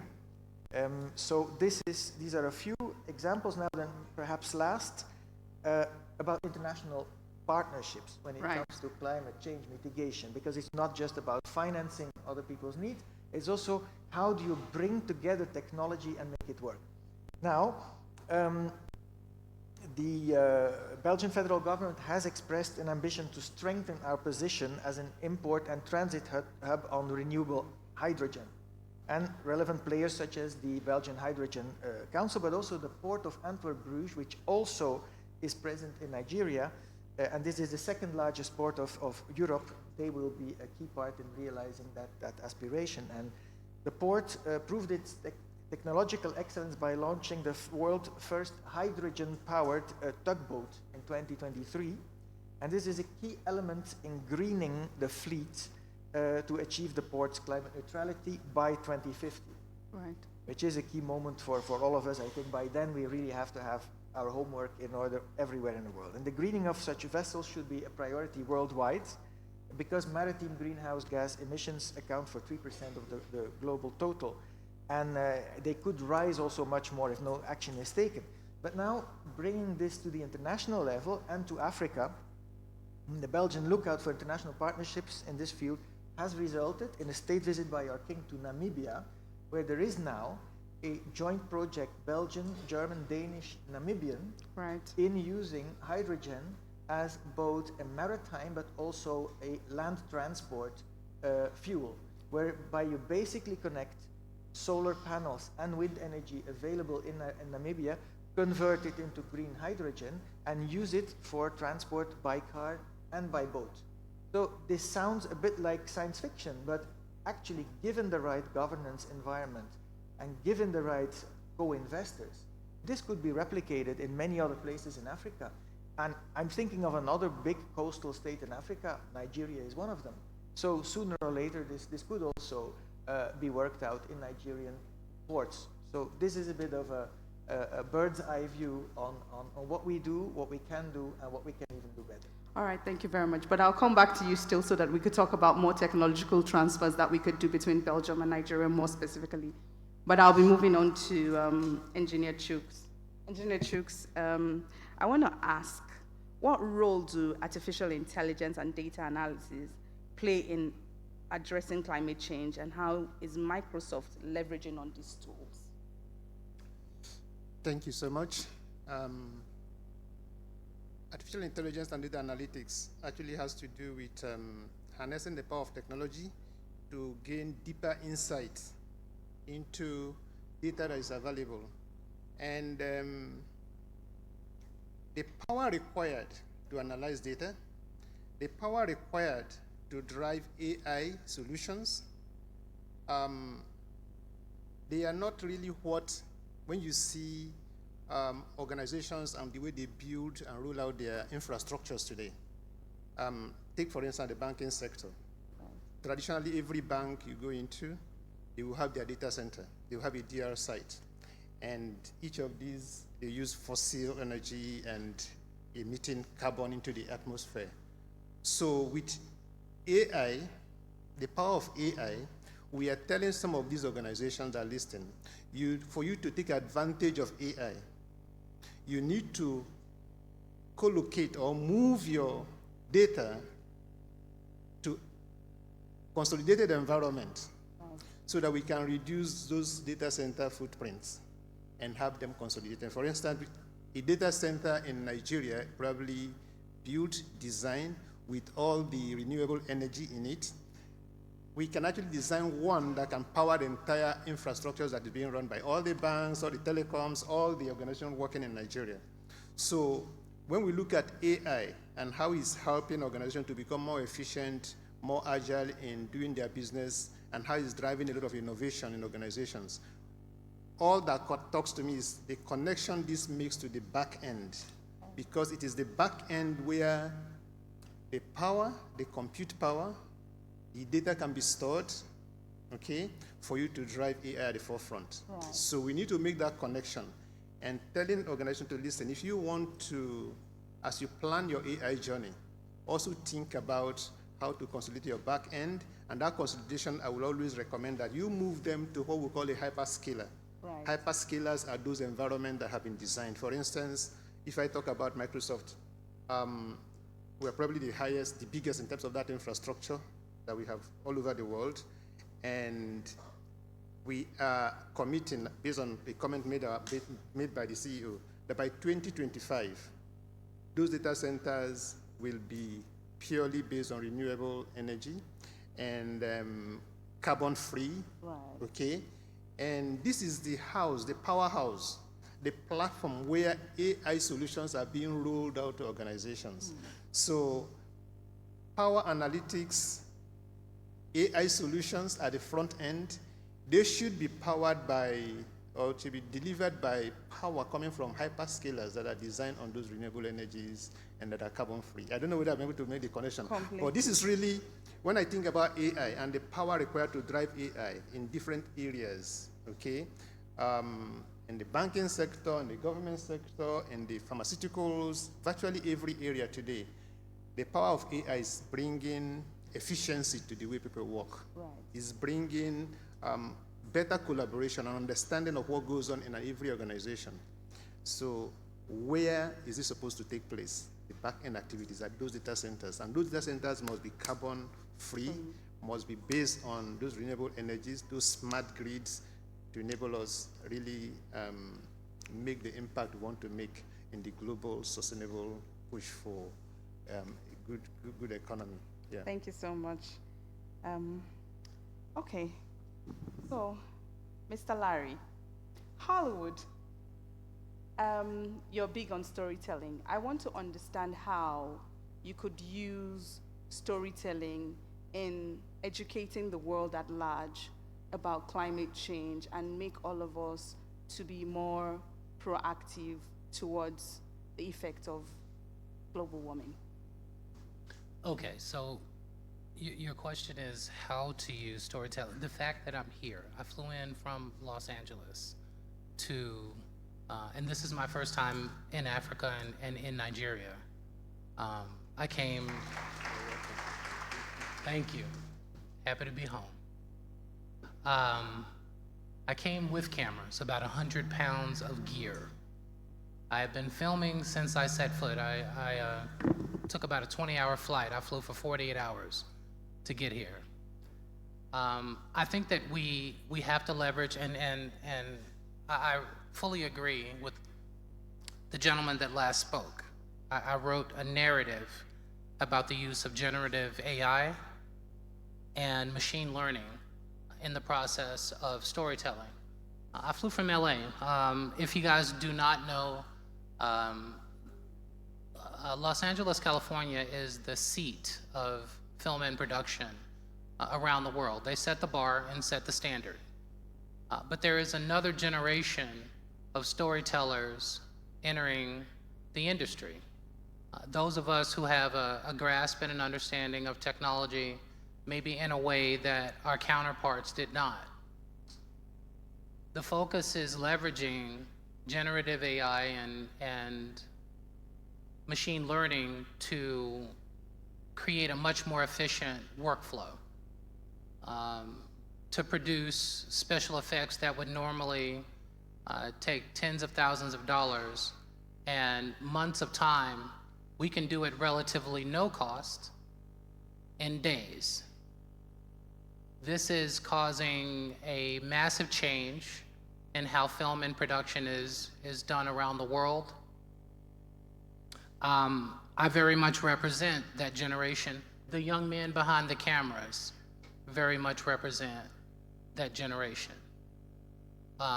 If we're going to help affect climate change, we have to learn to leverage this technology that in many ways may be more impactful than the internet itself.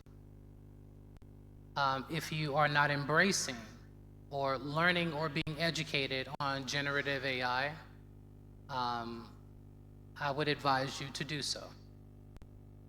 These things start in our schools. It's the next generation that will teach to save our planet. It's our job to educate them. It's our job to inspire them. That's what the stories do. That's why I came. I myself am inspired. I am the diaspora.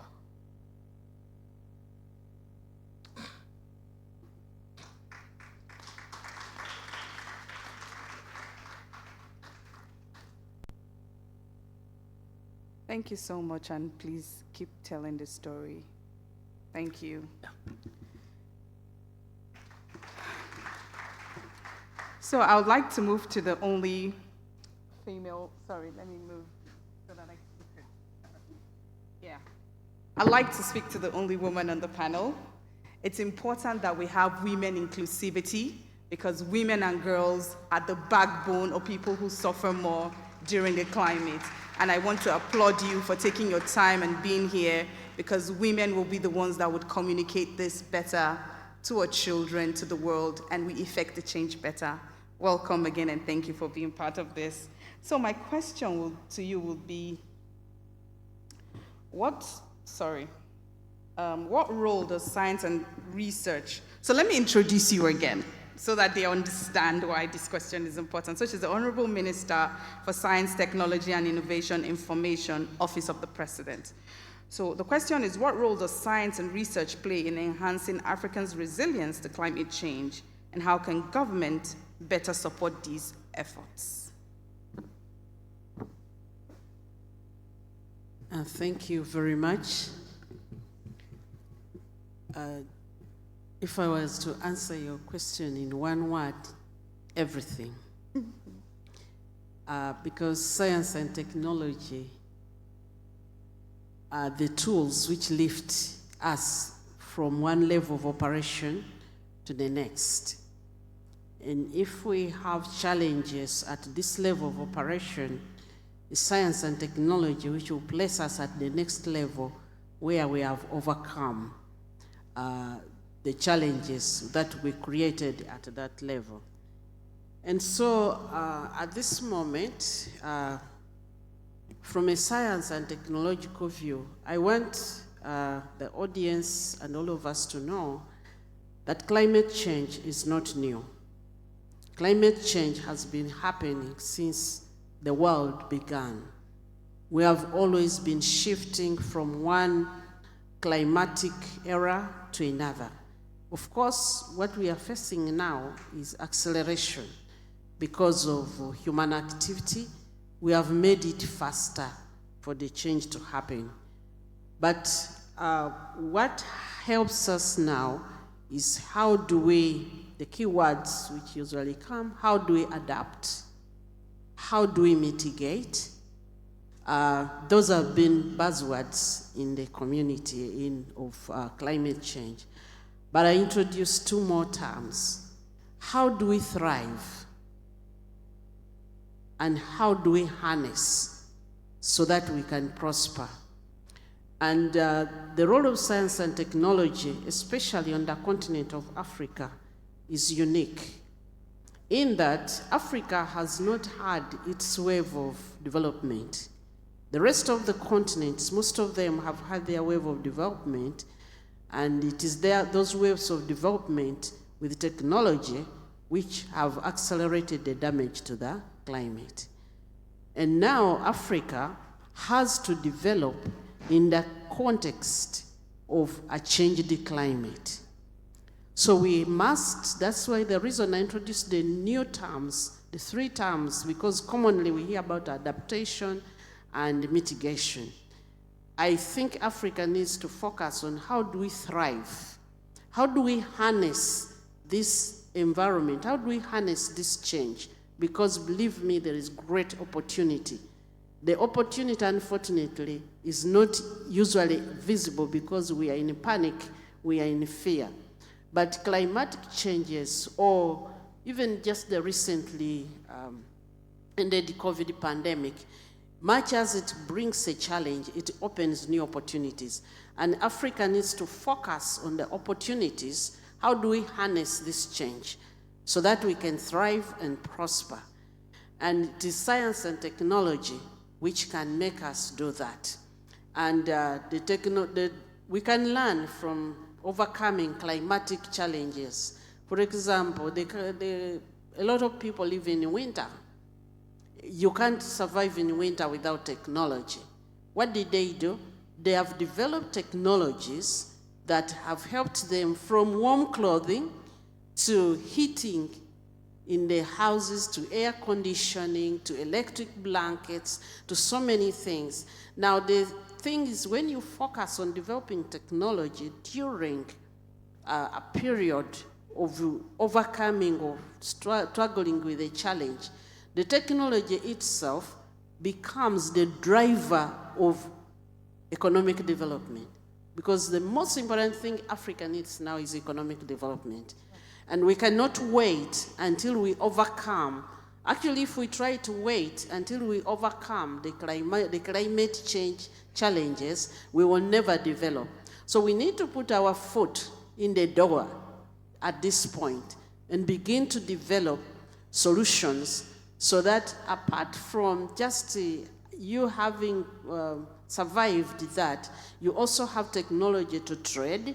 You have technology to position our populations at a better level of living. For example, some of the things we've done in Uganda, as a result of the climate change, we don't want to cut trees anymore. So science and technology, we have developed a very unique solar cooker, portable solar cooker, which cooks 24 hours. And we are in the process of multiplying this. And if it can be, we have investment, then this puts the population at a higher level. We are not addressing only climate change, we are addressing the issue of smoke, which harms the women. We are addressing so many issues. So we need to focus on developing technologies for adaptation. Africa should not look at themselves to just consume imported technologies, because we will impoverish ourselves even more. We should look at how do we be the source of the technologies which bring us to adapt, the technologies which help to mitigate. We should be thinking, and our children should be thinking, and this should be creating job opportunities for the children in Africa. How do we harness climate? One of the things we have done in Uganda during this time of trying to shift is, of course, you know that in the manufacturing vehicles, most African nations, we were so far behind. We were left behind. And, but when we saw this shift to new technologies, say the rest of the world is learning, so we are all going to learn along with them. So we put our leg in the door. And right now, we host the biggest, most competent and most capable automotive electric vehicle manufacturing facility on the continent of Africa. That is Chira Motors. And so we are ready to supply this. And then, of course, Africa needs to prepare to trade in these technologies. We need to be able to share these technologies across such that we've been good at trading cocoa, trading yam, trading what, but are we ready? And we collaborate across to do research. If we do that and take Africa as a single trade nation, like through the Continental Free Trade Area, we shall be able to quickly accelerate these technologies. I'll be very happy to see that no woman on the continent is again cooking we have sun. So we are harnessing this. We are no longer harming the environment, But what is going to slow us down is the rate of investment and the ability to share the technologies across the different nations. So we are checking, and I want to encourage all of us to check where do we need to adapt. Is there a way we can develop the technology and use it as a development tool, creating jobs, building the capacity of our people and building factories? Can we harness the sun that we have so much of it, the wind that we have, but also the knowledge that we have? Africa has this advantage because we are, the rest of the world is really knowledge economy. So previously, when you talked about a computer, it would stay mystery for too long. But now you're talking about artificial intelligence, and even a kid here knows and can quickly access that, so we can accelerate our development. So once again, science, technology, and innovation for adaptation. Don't focus on importing technologies. Focus on research, development, and innovation, and maybe technology transfer, so that we use it as a basis for developing the continent, so that we have our wave of development. Thank you. Thank you so much. So in essence, she's telling us to look inward in Africa. Our solutions should come up from home. So, no, Professor. Sorry for moving you earlier. Okay. So my question will be for you, how can institutions like the Institute for National Transformation contribute to strengthening Africans' capacity to implement climate resilient strategy and technologies? Thank you so much, and let me appreciate the organizers of this conference. Congratulations, my good friend, Engineer Felix. You know, addressing the issue of climate resilient strategies and technologies is quite broad. I mean, you look at areas of risk assessment, strategic climate research, all of that. But what's going to drive everything is leadership. If there's no leadership, you're not going anywhere. And on the issue of leadership, by the way, let me appreciate the Honorable Minister for Science and Technology from Uganda. I'm a Nigerian, and I've been here, lived here, did a lot of work here the last 17 years. But early this year, she came to Nigeria and kidnapped me.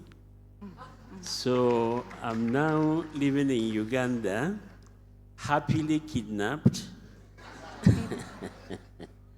And I'm not calling anybody for ransom. But, and it's been a joy working with her and the Uganda team, the Kira Motors and what have you.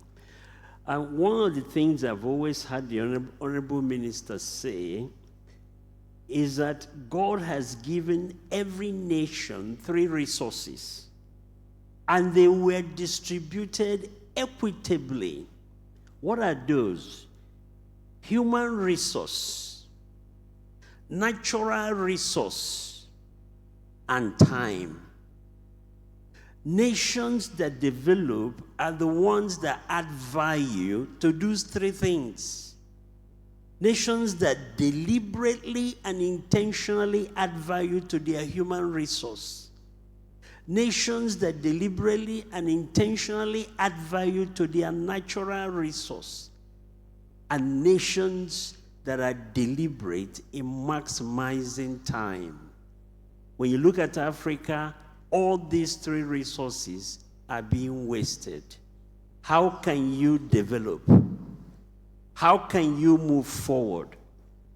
Both our religious institutions and our academic institutions that are supposed to teach this are not doing that. So, by the way, adding value to natural resource leads to effectiveness, and adding value to time leads to efficiency. What am I talking about? Mindset reorientation, to know what leadership is supposed to be. Leadership that's not deliberately adding value to these three things and really doing a disservice to their organizations, to their people, and to their nation.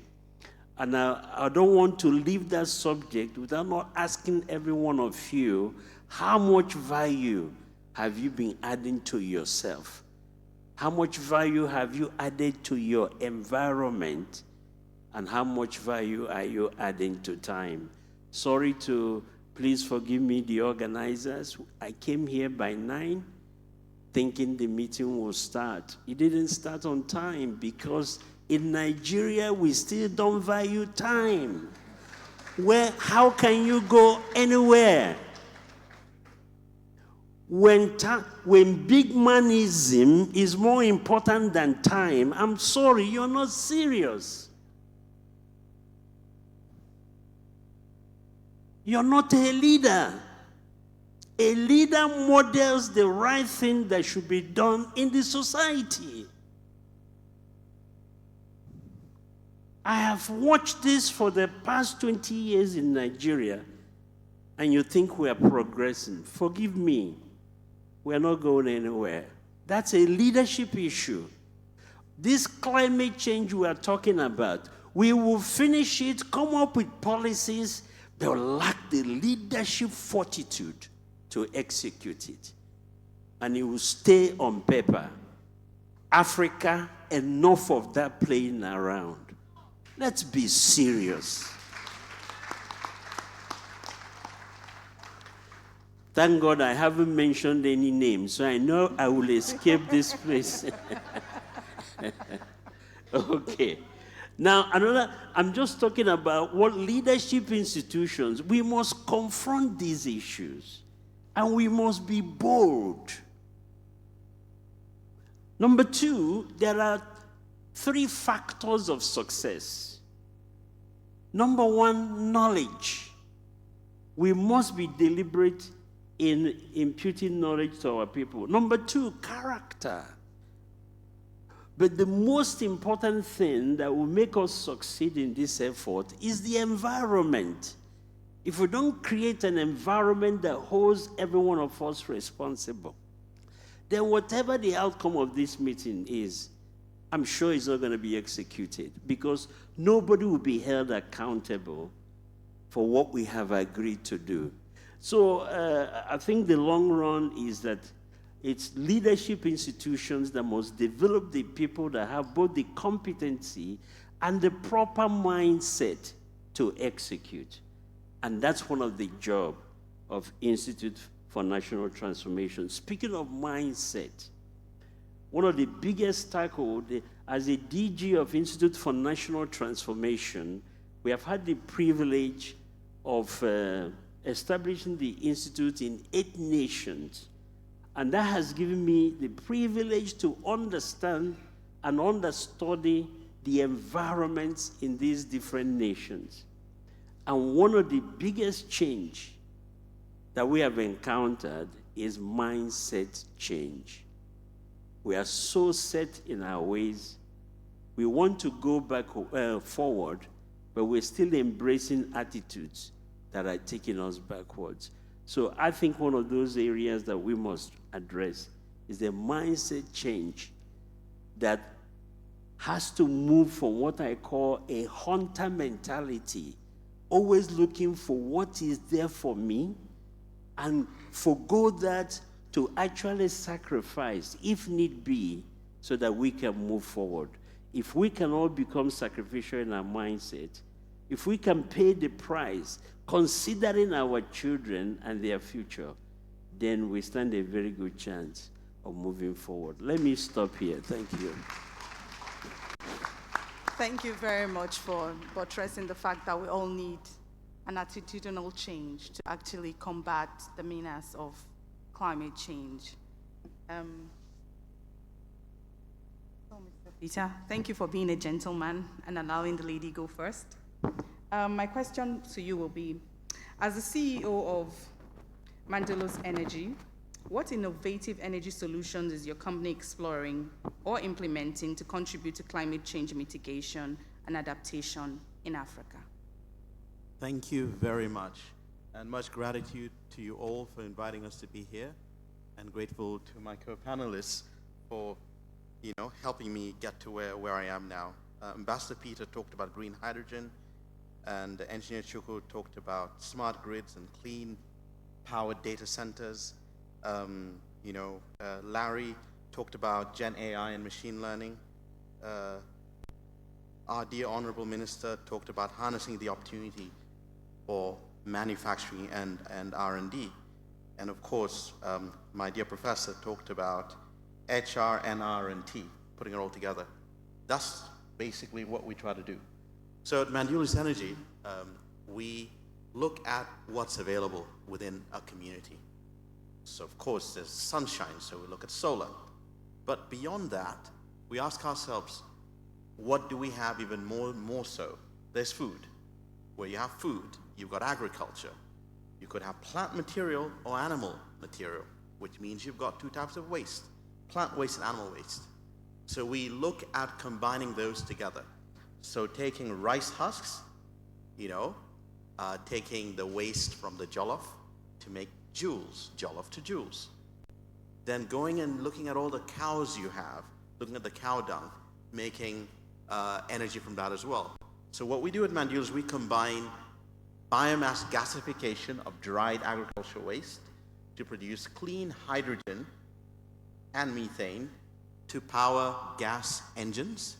We also use agricultural waste from animals, like manure, to also produce high-quality biomethane that also generates electricity together.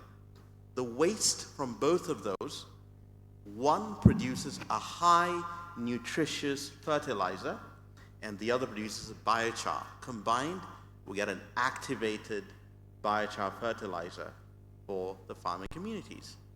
And that gives us 24-hour-a-day electricity in rural areas. Our classic site is usually about 2 megawatts, which combines these three technologies together, electricity around the clock. We can bring the price of electricity in rural areas down to way below the price of electricity on the grid, despite the quality being world-class. So we're operating in Uganda. We've been there for over a decade.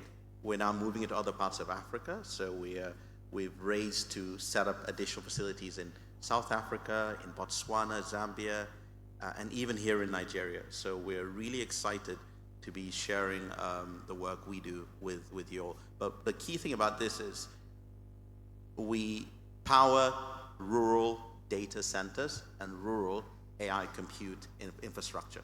Because in the end, you've got to bring that technology where it's most needed. Because where you've got nothing is a massive opportunity to leapfrog, to go beyond what's best out there. So when you go to a rural area and you have all that in place, my good friend, Engineer Chooks, can come in and do work there and give opportunities to those young people, because the world is very connected now. On the clean cooking side, we've realized that by designing a stove that produces two things, hydrogen for cooking and biochar for fertilizer, we can allow rural communities to earn as they cook, because we buy back that black ash once they're done cooking. We call it biochar. We buy it back for road construction. And it means nothing's thrown away. Whatever is waste is now valuable. Whatever is thrown away is now cherished, and everybody's happy. Just like everyone who's eating jollof. So thank you. I hope everybody who came out of Nigeria has a taste of our jollof, and they'll be the judge of who has the best jollof anyway. So, Earth is our home, and we don't have planet B. This is the only planet we have. And we've always left climate conversations and discussions to the technocrats, but it takes a collective effort of everybody to make our home habitable. Look, it's not about Earth getting hotter. It's about Earth becoming inhabitable if we continue going through the trajectory with which we're going. I think we need to put it into perspective. People need to know that 100 of species die every day because of the rise in temperature, and this causes an imbalance in our ecosystem. If we do not have a home where we could call home and live, we would not be able to thrive. And I want this conversation to be such that for everybody who is here today, taking their time to be part of a conversation about what makes the earth safer, I want us to go home today with something that we can contribute as an individual, because sometimes we always wait for collective and collaborative effort, but it starts with one person, and together we can all make Earth better. Our generation is the first generation that has come to terms and tackling and going head on with the climate change issues. So because of time, I would like, and I hope I am not putting all the panelists on the spot, but I want each and every one of us to tell every person here today a word of advice, what you think that we can do differently, or what you think we can actually contribute to make the planet safer, so that when we leave today, we can prick our conscience and see that as an individual and as an entity, we're able to do something while we're alive during the time and the conversation of climate and global warming is taking place. Please, I would like to start with Madame, being the only woman on this panel, and I still want to reiterate that we are the ones who get the effect of the climate. It's girls that go and look for wood. When there's a time for erosion and ocean splodges, it's women and children that have less strength to be able to fight and try for survival. So my own question now for everybody on the panel would be, what do you think that each and every one of us who got up today out of our time to sit here, to come and listen and learn, what advice would you give to them and those who would hear this later? What can we do differently to make planet Earth safer for all of us? Thank you very much.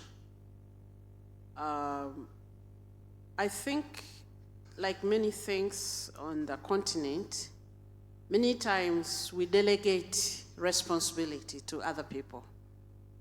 When Africa speaks, it is because somebody else has not done this, somebody else has not done this, so and so has done this, but we do not bring it home.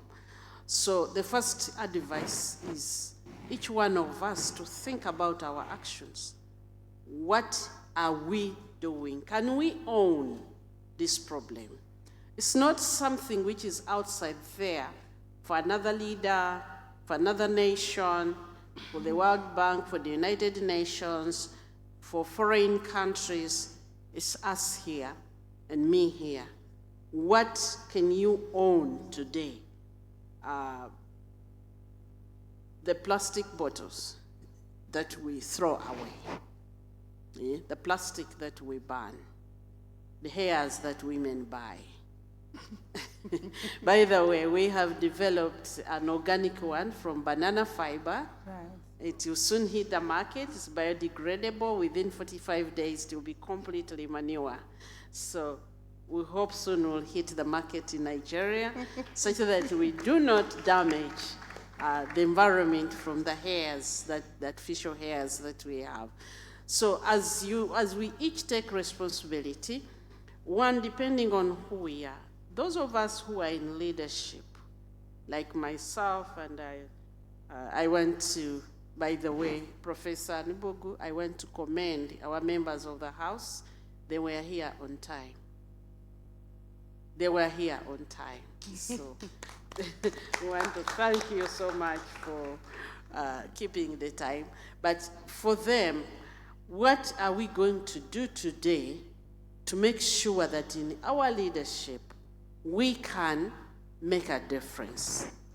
For me, my commitment every day, and before I tell others, my commitment is every day, is how can I inspire technology development? I have here some of my staff. I don't know if they enjoy working with me or not, because I can send them an idea at midnight or at 2 a.m. Every day is, how can I? So first responsibility, don't litter. Please don't I came to Abuja some years ago, about a decade ago, and it was very clean. I was very disappointed yesterday to see a lot of plastic thrown in certain places all over the road. And I'm like, that plastic came from an individual's hand. It's going to go into the waterways. And number two, the investors here.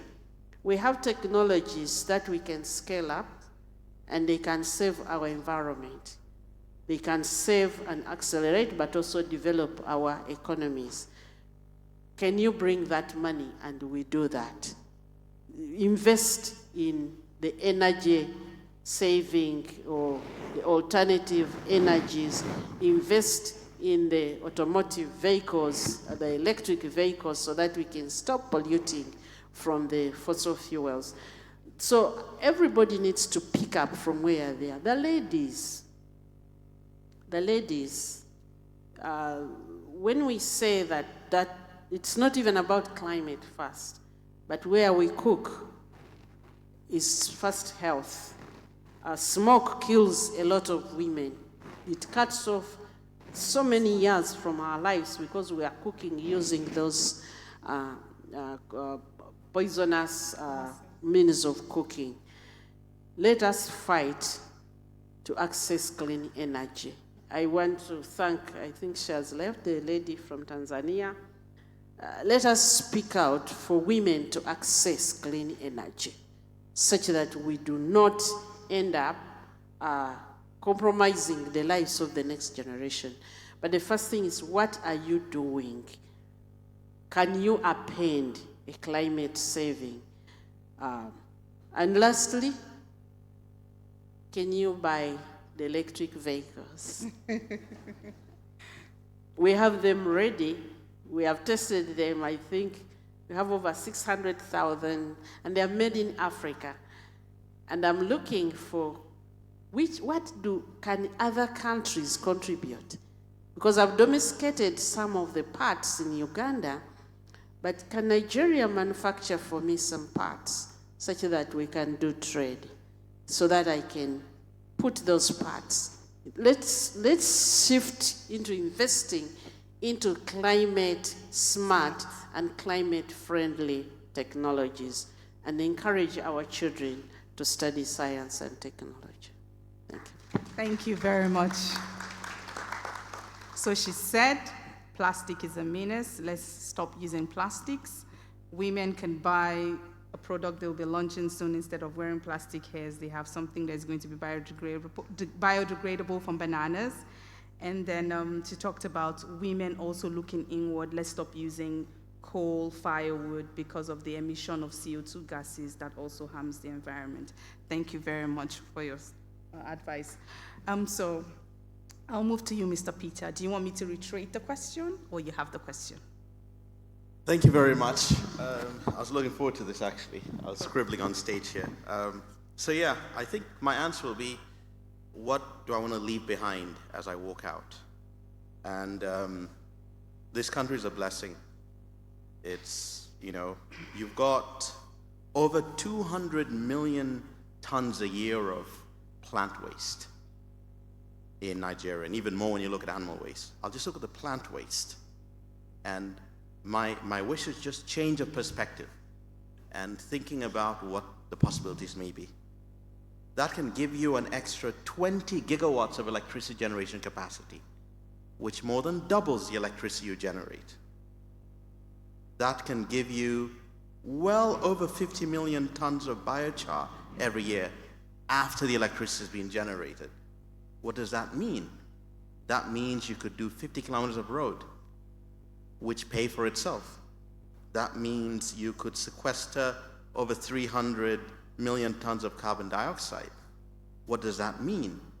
It means when you think of the electricity and the carbon and the biofertilizer, the sustainable aviation fuel, the green concrete, carbon capture and utilization, when you look at all that together, your GDP of $360 billion a year could increase by $90 billion every year, just by looking at all the waste across your beautiful country. So all I'm saying is, with 35% of your people, more than 80 million employed in agriculture, with over 80 million hectares of productive farmland. If you just take a quarter of that, put that biochar in there, more than 50 million families, if they switch to, clean cooking, and the ones that are rural can be earning as they cook over $1,200 a year for each family. Think of a mother having a salary for cooking because the waste from her kitchen has a value to the cement industry. The possibilities are endless. And my only prayer is, you have it more than all of us in Africa. We look up to you. You're our big brother, you're our big sister. So go get it. Thank you. Thank you so much. So he's just revealed a multi-billion-dollar business in agricultural waste. We have the population, we have the numbers, we have the farm products and animals. So this is a business idea for someone out there. So it's something for somebody to tap into. So now to you. Do you want me to reiterate the question?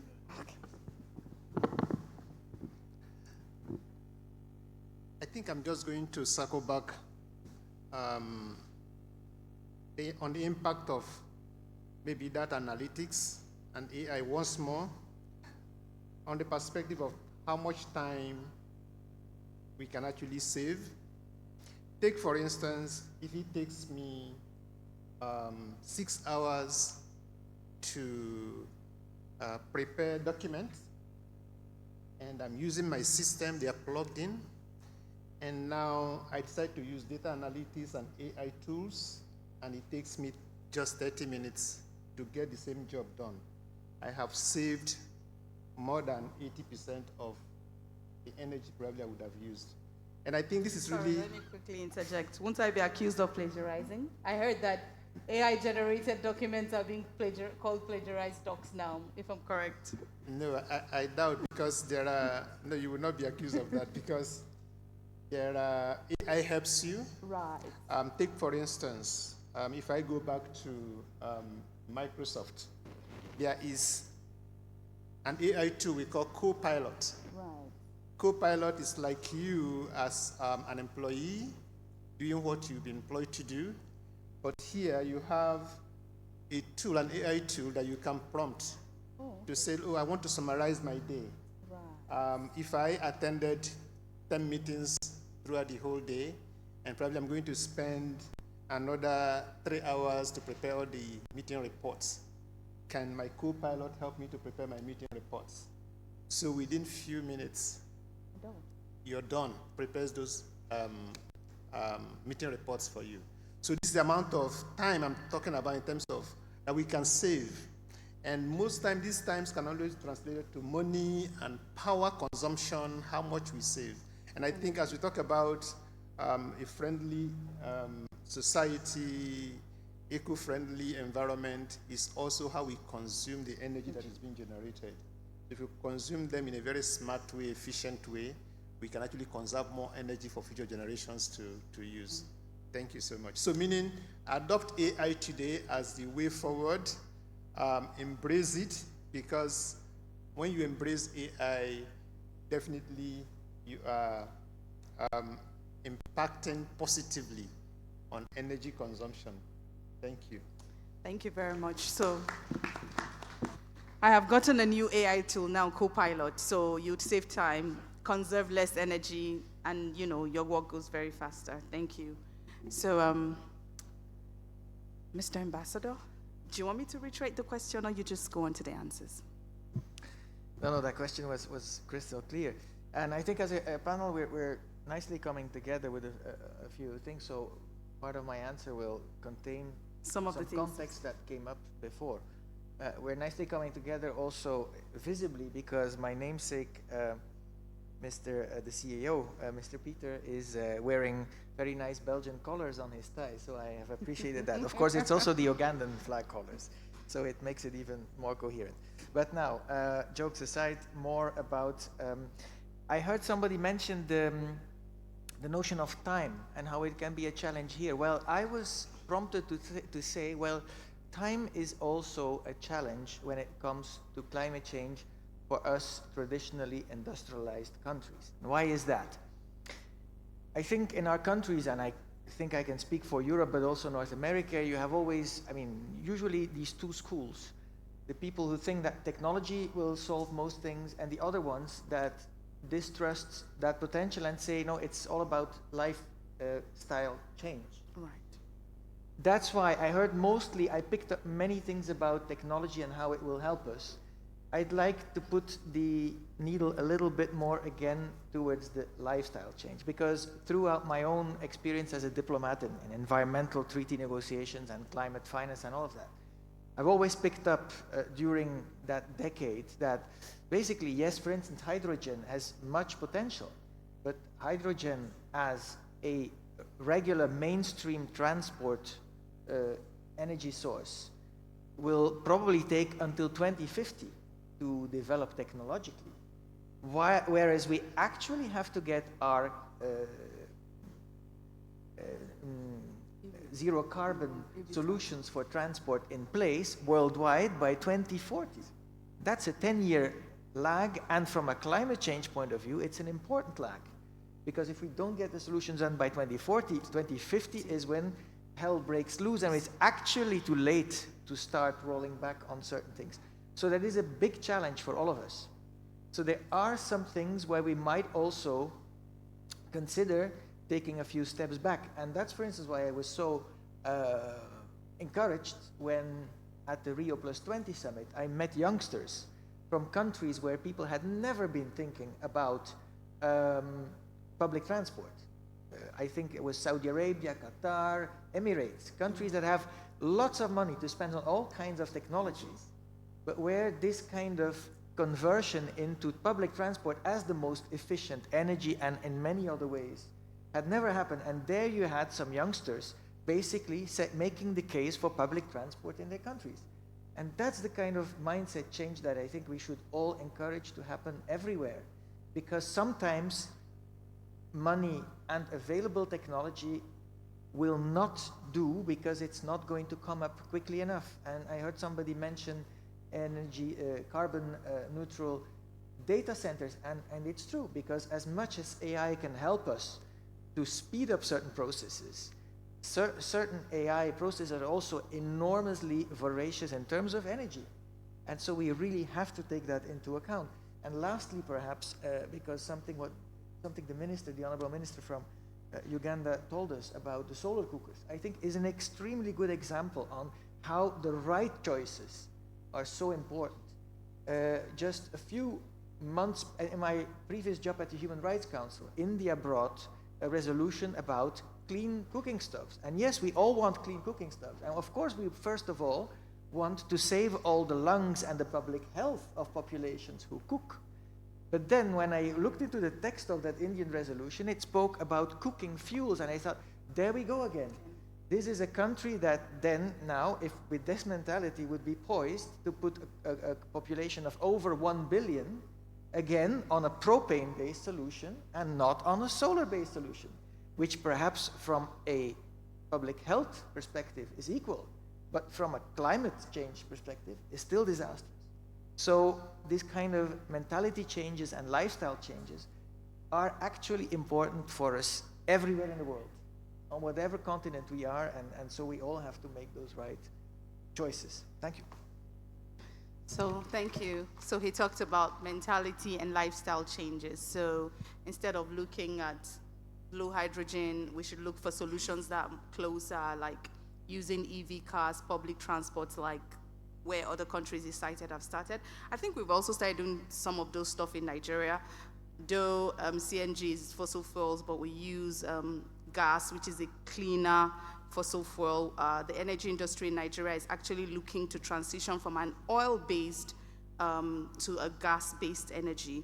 So these are the things that Nigeria is also looking at doing, and I think there's room to collaborate and to do more. So I moved to Hollywood. I'm interested in Hollywood because Nigeria has the biggest film industry in Africa called Nollywood. So do you want me to reiterate the question, or you want to answer? You want to go and answer straight up? I think I'd like to just approach and answer it straight out. I have to echo what's been said on the panel. And I'm going to sing the praises once again of emerging technologies.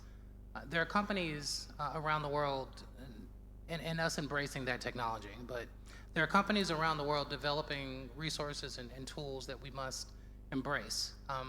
I heard lifestyle mentioned versus technology. You know, there's a proverb, and I took a note, and it says, you cannot fight the river. Meaning that there's a change that has already occurred that everyone in this room will be forced to embrace. Now, we referenced artificial intelligence and machine learning, but there are things that are happening with these technologies that directly affect lifestyle. Things that would normally take huge amounts of time take very little time. We've got machines that are basically being compared to Einstein's IQ, and they're continuing to learn. Now, there's a difference between information and knowledge. We understand that. But the mindset of our people, I came around the world to come home. Got a little choked up earlier, but that's okay. I'm home. My mindset is different. I've met people here whose mindsets are different. The technology's here. You have to change your mindset to embrace a technology that's already here. It's already changing things. This summit is an example. I run an investment company. I didn't come to just sit on a panel. I didn't come to just speak to a crowd. I'm here because I represent that change that we're talking about. I did fly here on my own dime. Nobody paid to fly me here. I'm here because I care about the planet. I'm here building relationships because I actually care about change. I represent over 200 investors. Yeah, you can call me Hollywood, but I do believe that I represent the future of what Hollywood is. As others are fighting against the river, I'm flowing with it. It will take you under. This technology is here. It will become more prolific than the internet. There are companies embracing technology, for example, a company called Powerfoil. They've developed technology out of Sweden that doesn't even require batteries. It uses photosynthesis to generate power. We have to learn to embrace emerging technologies. Technology always wins, everyone. It always wins. I want to be here to help. I want to be here to help affect change. And I'm very honored to sit amongst our prestigious colleagues. But this is very intensely personal to me, or I wouldn't be here. Our planet is our home. I think that was spoken earlier, correct? The stories that we tell about our home are important. That's our history. We have to embrace these technologies that we're talking about to change our lifestyles to fit them, or there won't be any stories in the future to tell. I'm here to make sure that Africa is not just on par with the rest of the world, but is a leader in embracing these technologies. I mentioned training our youth. To train the youth, you have to first inspire them. They have to understand what the possibilities are. It's our responsibility to do that. I think that it's this panel's responsibility to do it. They don't understand large statistics or numbers.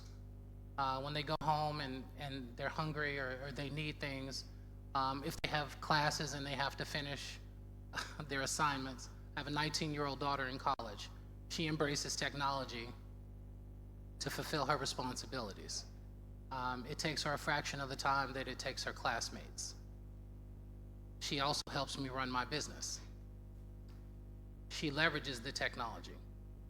I implore everyone in this room to simply embrace what's already here.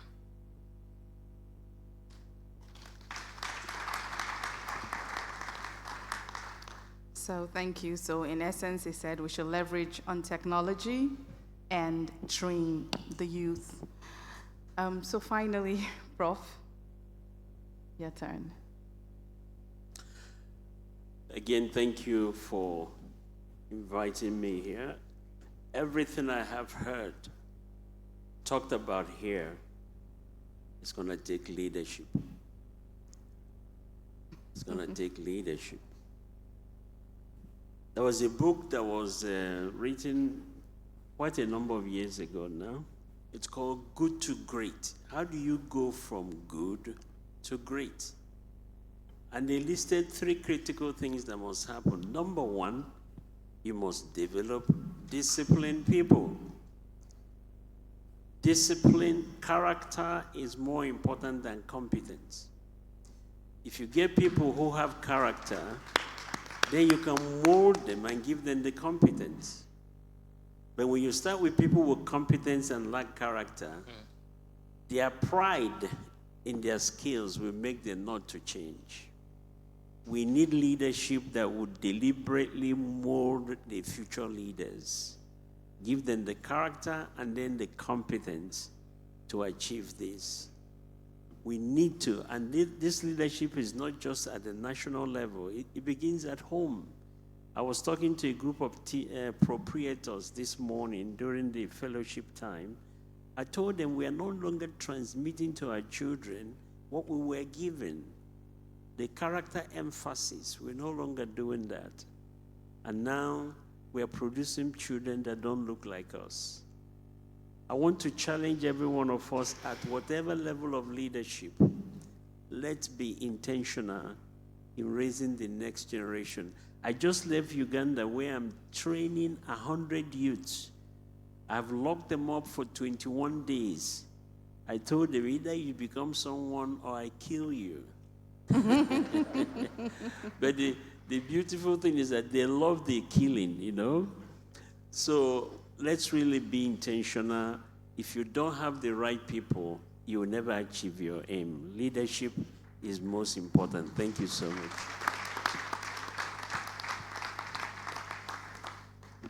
So I want to thank all the panelists and thank you for a very thought-provoking conversation. And then we'll stand by for the pictures and the next session starts.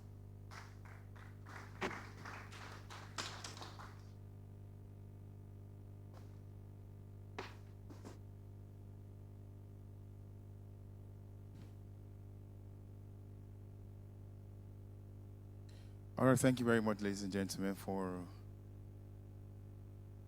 your time listening to the discussion, and I'm very sure that we got something new, we learned something new. And so one thing that got to me is that he said he's training 100 youth in Uganda. It's either they become something or someone, or he would kill them. You know, so God forbid. So thank you very much, sir, for being very intentional about the youth. All right. We'd like to celebrate every member of the panelists. Thank you so much for being a part of this session. Thank you for sharing your wealth of wisdom with us today. And thank you for not holding back. We really appreciate you. Thank you very much. I would also like to appreciate and celebrate the Honorable Minister of Science and Technology and Innovation from Uganda. You're welcome once again. And we would be having the presentation from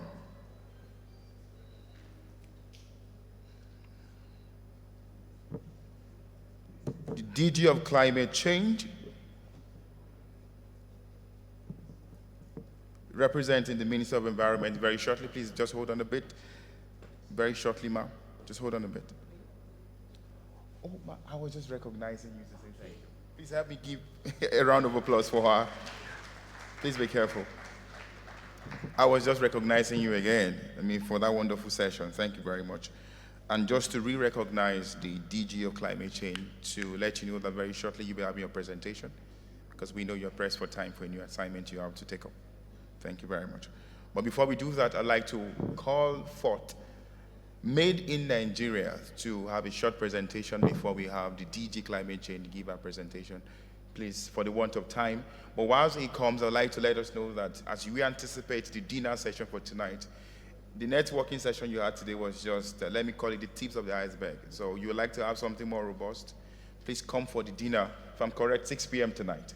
So you should come dressed in something very simple, easy to wind, unwind, rewind, if that is possible.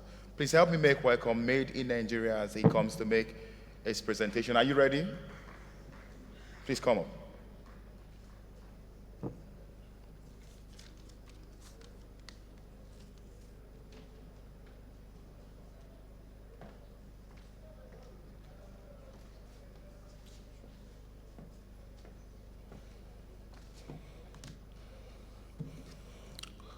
Good afternoon, ladies and gentlemen. My name is Honorable Kevin Tobias Chukwu. I am the CEO of Made in Nigeria mobile app. I'm here to introduce to you an app, an indigenous e-commerce app that promotes solemnly Made in Nigeria products, goods, and services.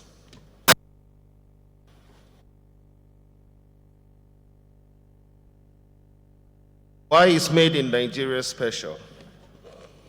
The Made in Nigeria mobile app is special because it promotes Nigeria-made products and services, features diverse categories, fashion, sports, food, and more. Vendor support with quality assurance and logistic forums, refund and customer fulfillment policies. It also has shop features by state. What I mean by this is it also has features for every state in the country of what that particular state is represented for in production of Made in Nigeria products. Like in Kaduna, you have leather. In Ogun State, you have cement. In Ondo, you have cocoa. In Kano, textile. And in Ebonyi, you have rice, etc. Like that, it goes for every other state. Strengthens local economies and celebrates regional strengths. The Made in Nigeria mobile app also can provide a job board and awards. MIN Job Board connects job seekers with genuine opportunities. Employers can scout for the right talent through this mobile app. Made in Nigeria award promote quality and rewards excellence. It recognizes top performing vendors and manufacturers. It also climate friendly, on the focus of the same climate change that we're talking about here. E-commerce reduces traditional retail carbon footprints, supports climate-friendly practices, and organizations like EquiConnect, sponsors tree planting and green initiatives, promotes green packaging and recycling. It also has a global reach, connecting Nigeria to the world, international delivery for Made in Nigeria products, serves Nigerians in diaspora with authentic goods. Wide international exposure for vendors. It has easy accessibility, simple and fast download process, dedicated customer service and in-app support, wide reach with friendly features. Promoting indigenous brands and Nigerian talents, supporting sustainability and economic growth. The Made in Nigeria mobile app can also help the Nigerian economy. As we know, the internet has grown up to this 2024 indices already shows that it grows up to about $9 billion. And by now to 2029, we should be looking between $14 to $15 billion. It's also going to help the Nigerian economy in building a base for us to help to be part of the international trade. focusing on the dollar, the rising of the dollar in equivalence with that of the naira. So when we have our own goods being exported through this same app, we are able to take our market outside there, and we're going to be selling them in naira, of course, and then see the way you can wage with the dollar. You can contact us on a Made in Nigeria complex in Lagos. You can call us on 0700 Nigeria. Our website is madeinnigeria.app. Thank you very much, ladies and gentlemen. Thank you very much for that presentation. Thank you. In the course of this summit, we had one of our dignitaries come into this auditorium. I'd like to recognize her officially, and that's the Senior Special Advisor to the President on NEC and Climate Change, Madam Rukaya El-Rufai, please. You're welcome. We'd like to recognize your presence. Thank you. For the next keynote speech delivery, I'd like to make welcome to the podium to do justice to that assignment. Please help me make welcome the DG of Climate Change, Mrs. Nkiruka Chidia Madukwe. She's here representing the Minister of Environment of the Federal Republic of Nigeria. Please put your hands together some more as she comes to give the delivery of the keynote speech. You're welcome.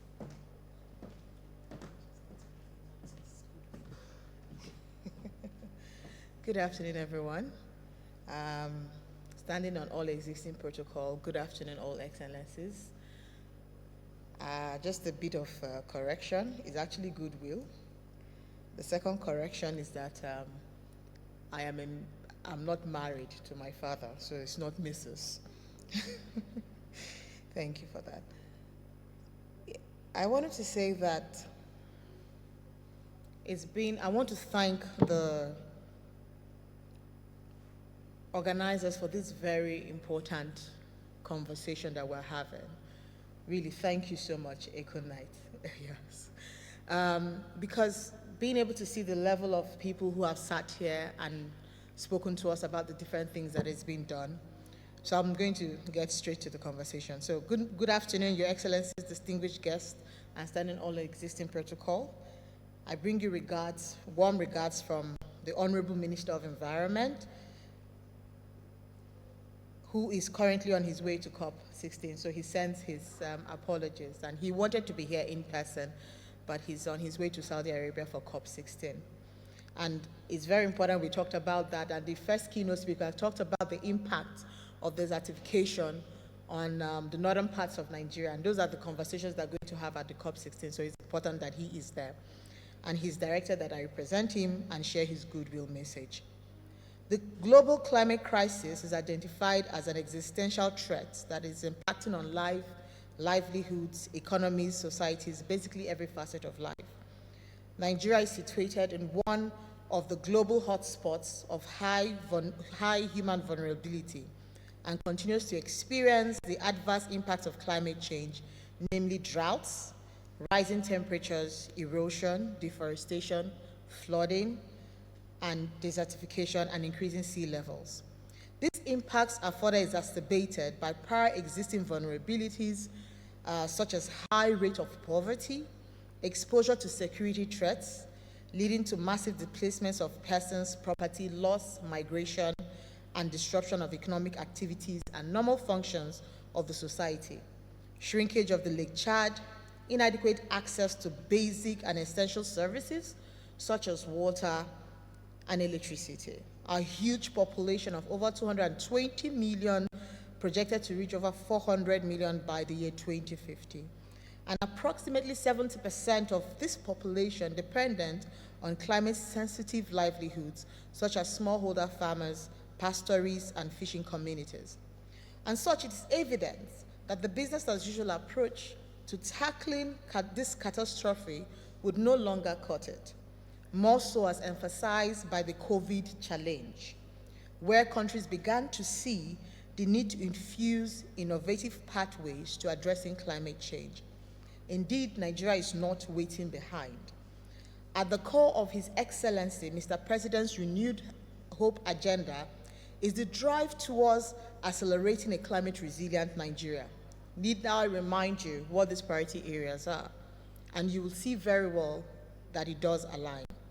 Reform the economy to deliver sustained inclusive growth, strengthen national security for peace and prosperity, boost agriculture to achieve food security, unlock energy and natural resources for sustainable development, enhance infrastructure and transportation as enablers of growth, focus on education, health, and social investment as essential pillars of development, accelerate diversification through industrialization, digitalization, creative arts, manufacturing, and innovation, improve governance for effective service delivery.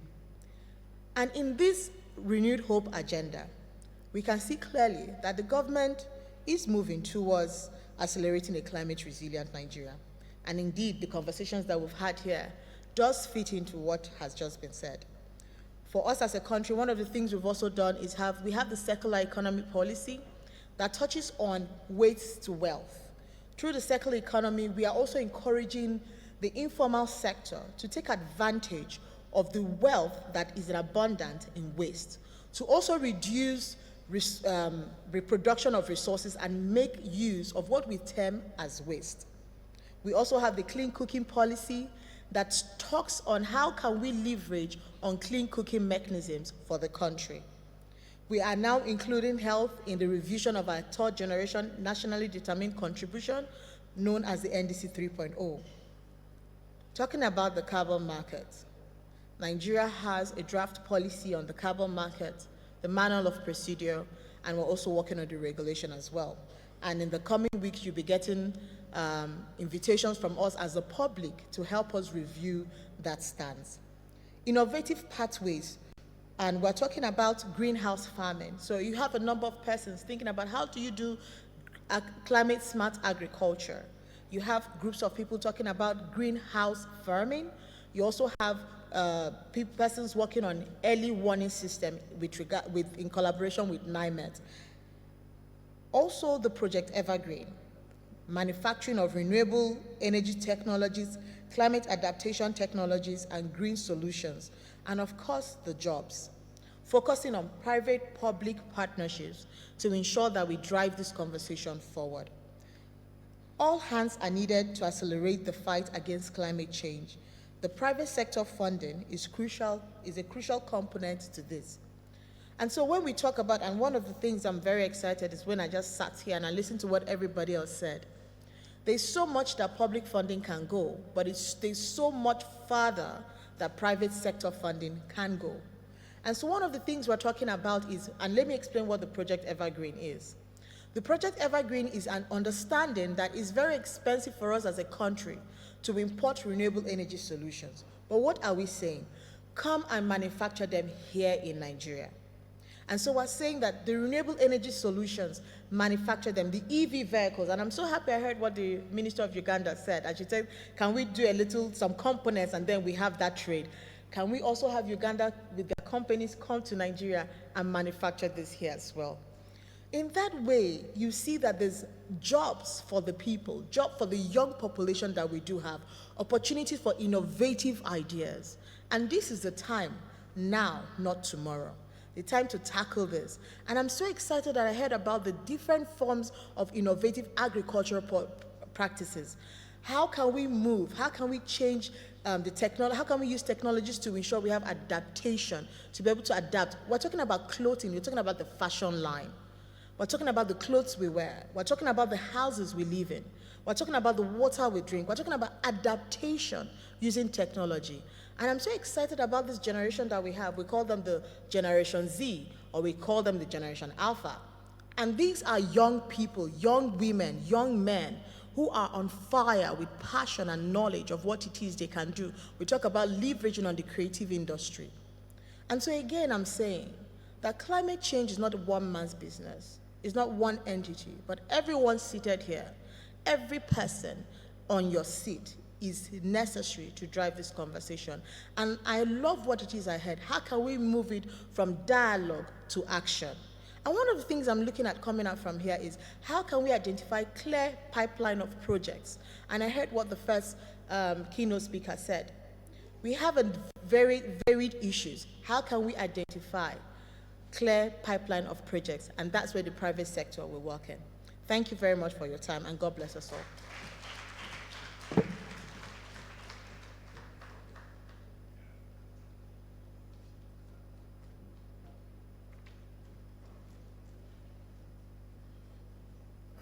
Thank you very much for that goodwill message. Thank you very much. I would like to recognize in our midst, we have Dr. Kennedy Okonkwo is in our midst. Please can we put our hands together for him? He's a real estate mogul and in pioneer the first solar-powered real estate in Africa. So we also have in our midst Professor Julius. He has been here since morning. We'd like to celebrate you again. Please can we put our hands together for him? Majority Leader, House of Rep, Federal Republic of Nigeria. We recognize you once again. So we'll be going straight to the next presentation. And for this keynote address, we have Pastor Tunde Benjamin of the RCCG Throne Room, Abuja. Pastor Kunle, please. Let's make welcome Pastor Kunle as he gives his keynote address.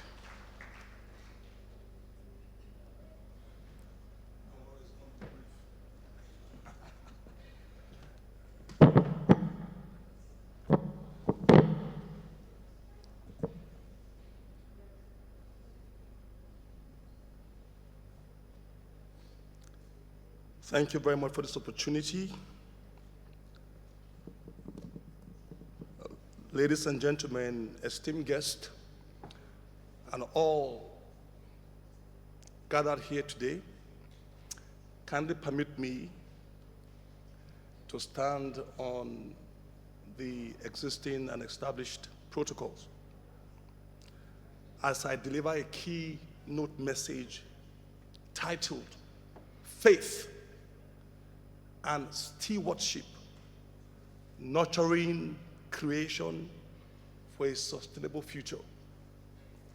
Now, I consider this a very huge privilege to stand before you to address this topic of profound significance. In a world increasingly shaped by climate challenges, environmental degradation, an urgent need for stewardship. This theme calls us back to our divine and moral responsibility to care for the earth, a home entrusted to us by God, a gift perfect from God, not only for us, but also for future generations. Now, the call for stewardship, I'm talking about a proper, progressive, and responsible stewardship, is crucial. In Genesis chapter 2 from verse 15, we are reminded that God placed Adam in the Garden of Eden to work it and to take care of it. In other words, to manage it. So, from the beginning, humanity has been called not just to enjoy creation, but to nurture and to sustain it. The mandate is not limited to farmers, not limited to environmentalists. It's not limited to scientists, not limited to international organizations or not-for-profit organizations. It is a collective charge for all of us. Now, stewardship, therefore, in this respect, means recognizing that the earth is not ours to exploit, but God's to protect. Psalm 24 from verse 1 declares that the earth is the Lord's. It belongs to God, and also everything that is in it. But we must recognize the crisis at this moment. Today, creation groans under the weight of human neglect, rising sea levels, deforestation, loss of biodiversity, pollution are not merely an environmental concern. No, they are not merely an environmental concern. They are spiritual and social crises. Yes, they are. I want us to look at the scriptures from the book of Romans, chapter 8, from verse 22, looking at the spiritual dimension. It reminds us, it says, "For we know that the whole creation groaneth and travaileth in pain together until now." The whole creation is fighting back, is reacting. And that is why we have the rising sea levels, tsunamis, incessant ravaging floods, desert encroachment, increasing occurrences of volcanic eruptions and earthquakes. These are not just mere occurrences. This is because the earth is groaning, is reacting because of the human interference. I'm talking about the irresponsible human interference in the structure of creation.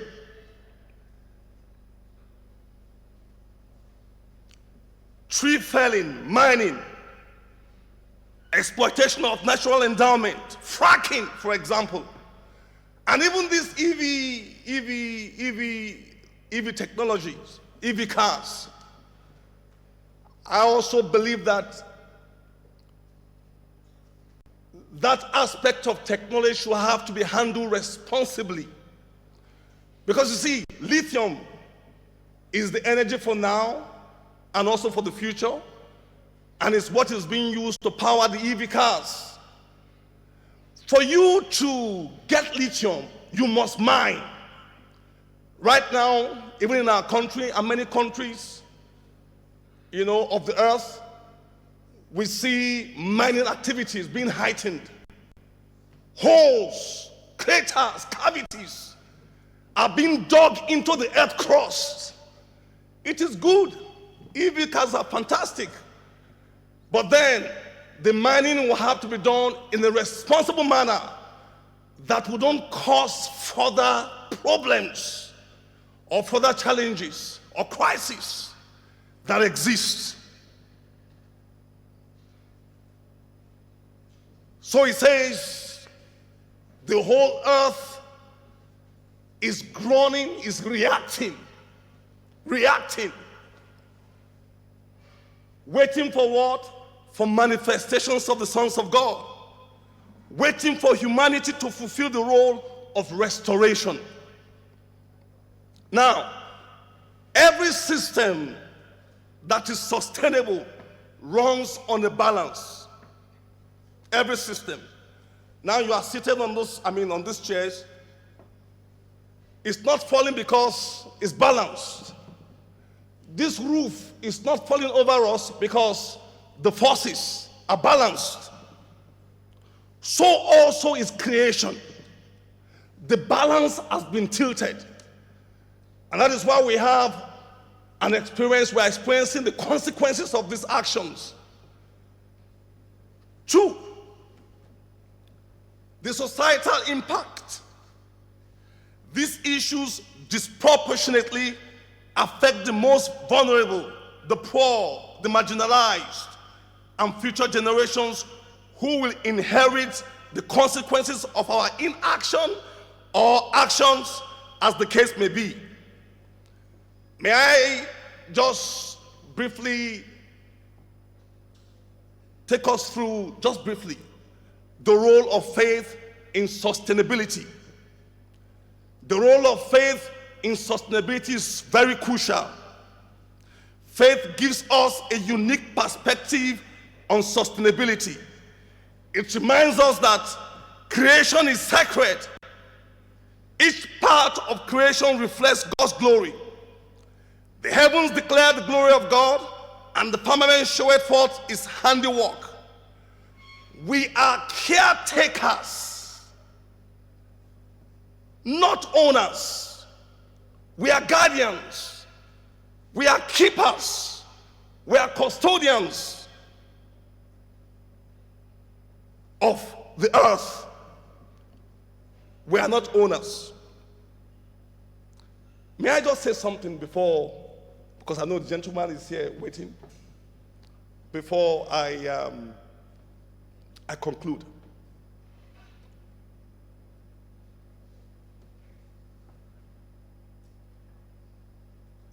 Because we are custodians, we are stewards, and we are not owners. This is very crucial, because if we carry this mindset, we will do what is necessary. We will know that we are accountable to God for how we treat the earth. Let me just tell you a story. This is a story about a man. His name is Bunga Malungu. Now, this man had many properties, and he had a tenant. And every time, people will call him, not by his name, Bunga Malungu, but they will call him landlord, landlord. Landlord said this. Landlord said that. The landlord is coming. The landlord is at home. Landlord has gone to work. This is what landlord wants. So his tenant now told him, he said to him one day when they were just interacting, he said to him, he said, "Are you truly a landlord?" The man said, "Yes, I'm the landlord." And he said to him, "I will come back again in 60 years' time to ask you this question." At that time, the tenant was about 40 years old, and the landlord was 60 years old. So, in the course of time, the tenant died at the age of 90. The landlord also died when he was 120 years. So they met in heaven. So when they met, they were so excited. The man said, "Yeah, I recognize you." So he said to him, "Do you know I asked you a question 60 years ago?" He said, "Yes." He said, "I'm going to ask you the same question now." And he asked him, "Are you a landlord?" The man said, "Landlord?" He said, "No, I'm not a landlord. I've learned my lessons." He said, "What about here?" He said to him, "There is no land in this place where I just floating." This is just to tell us that we are not landlords here. We must give account. We must give account of how we have treated the earth. So I conclude by saying this.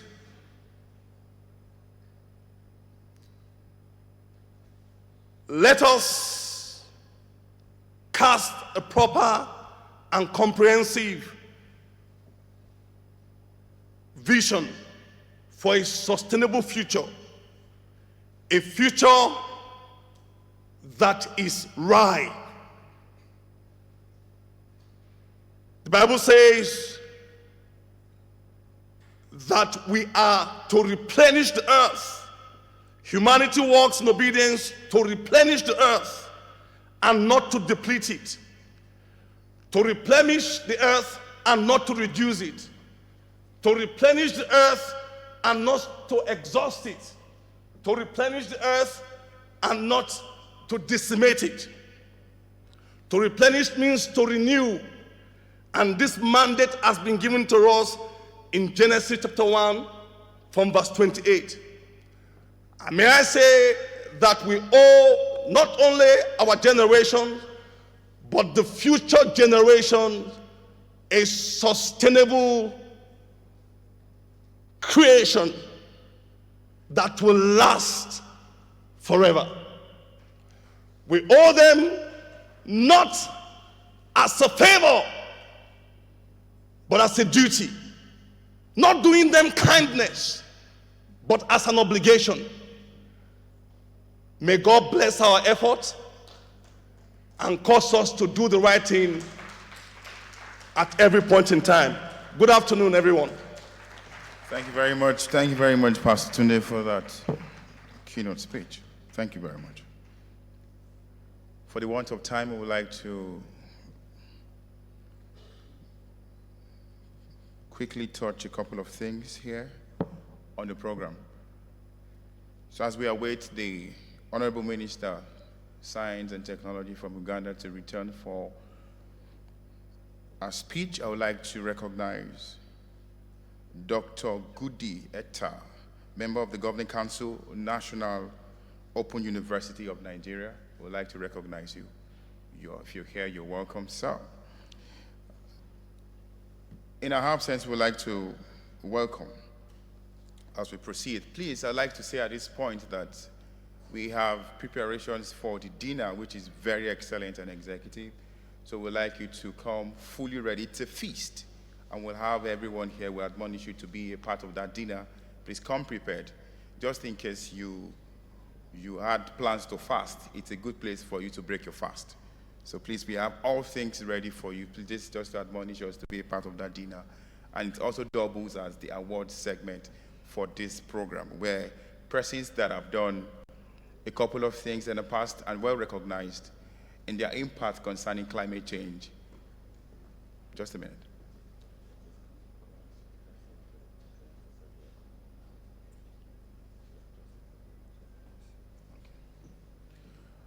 All right, thank you very much. So I would like to call the senior advisor, senior special advisor to the president to give a goodwill remark just about now. Please help me welcome her as she comes. Senior advisor, please. Then please don't forget the dinner, very importantly. I'd like you to be there. Thank you.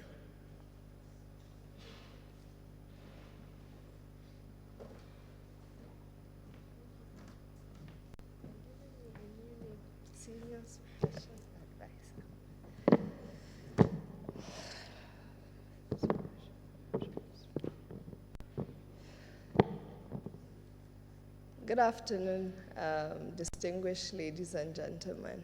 Permit me to stand on all established and existing protocols. I hear that if you say standing, if it's wrong, you endorse that. But we're all together, I include the standing. So my name is Rukaya El-Rufai, and I'm the special advisor to the President on National Economic Council and Climate Change. So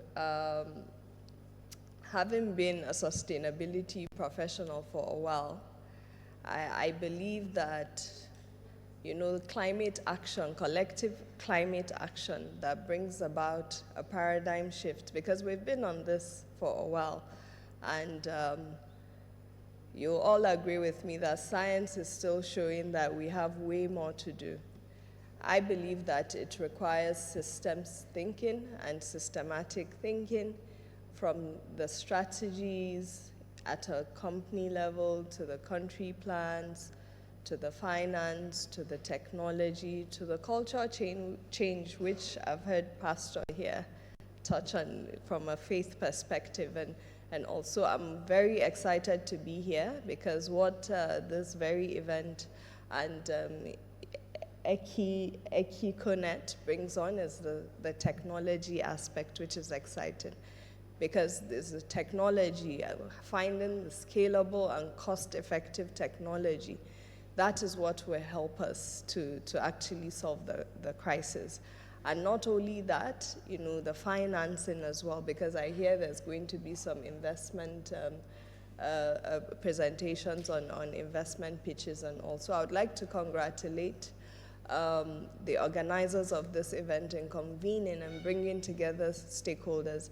And particularly would like to appreciate our guests that have come from other countries and thank them for all the lessons they've shared on key sectors and areas. And I'll pick on clean cooking because it's very dear to us. And I introduced my portfolio because what that does is it gives an avenue for integrating climate action into socio-economic plans, which is what, you know, our Climate Change Act.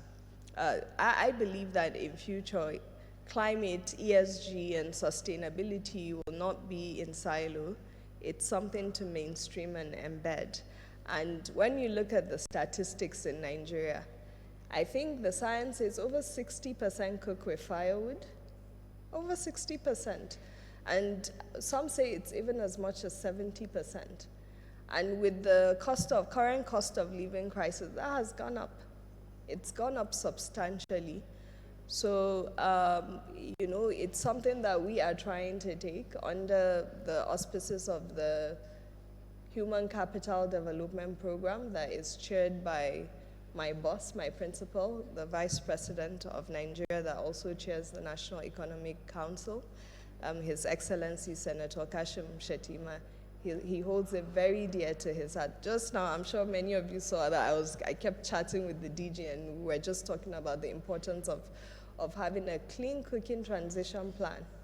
And what mix do we have? How do we move people across different technologies? How do we segment even Nigerian population, you know, to be able to ensure that there is that? So I congratulate everyone here and I wish you a fruitful deliberation and thank you for your kind attention because I can see our timekeeper hovering over me. Thank you. Please, a round of applause for once again. Thank you very much. Thank you very much. Without further ado and for the want of time, I would like to especially make welcome the Minister of Science and Technology and Innovation from Uganda, all the way from Uganda. Ladies and gentlemen, help me make welcome Madam Monica as she comes to give a keynote address. Please, can we applaud her as she comes to the podium?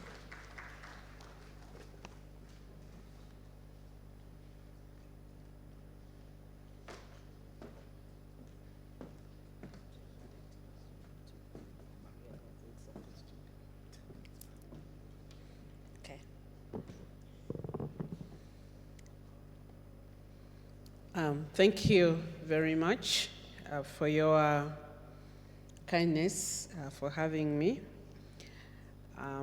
Coming from Uganda and coming to West Africa, I've moved across. So I would like to beg to stand on the protocol already established.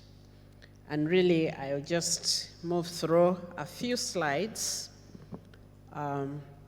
so that I can bring my message home. I want to, please, if you can give me the slides. I was invited to speak on a subject which I live and move and have my being in, leveraging technology for anything, any challenge that we are having. You have to move. So climate change is a big challenge. It's a big challenge and it's a reality. There are people who deny that there is no climate change. No, it is there. And as we look on as Africa, we are overwhelmed.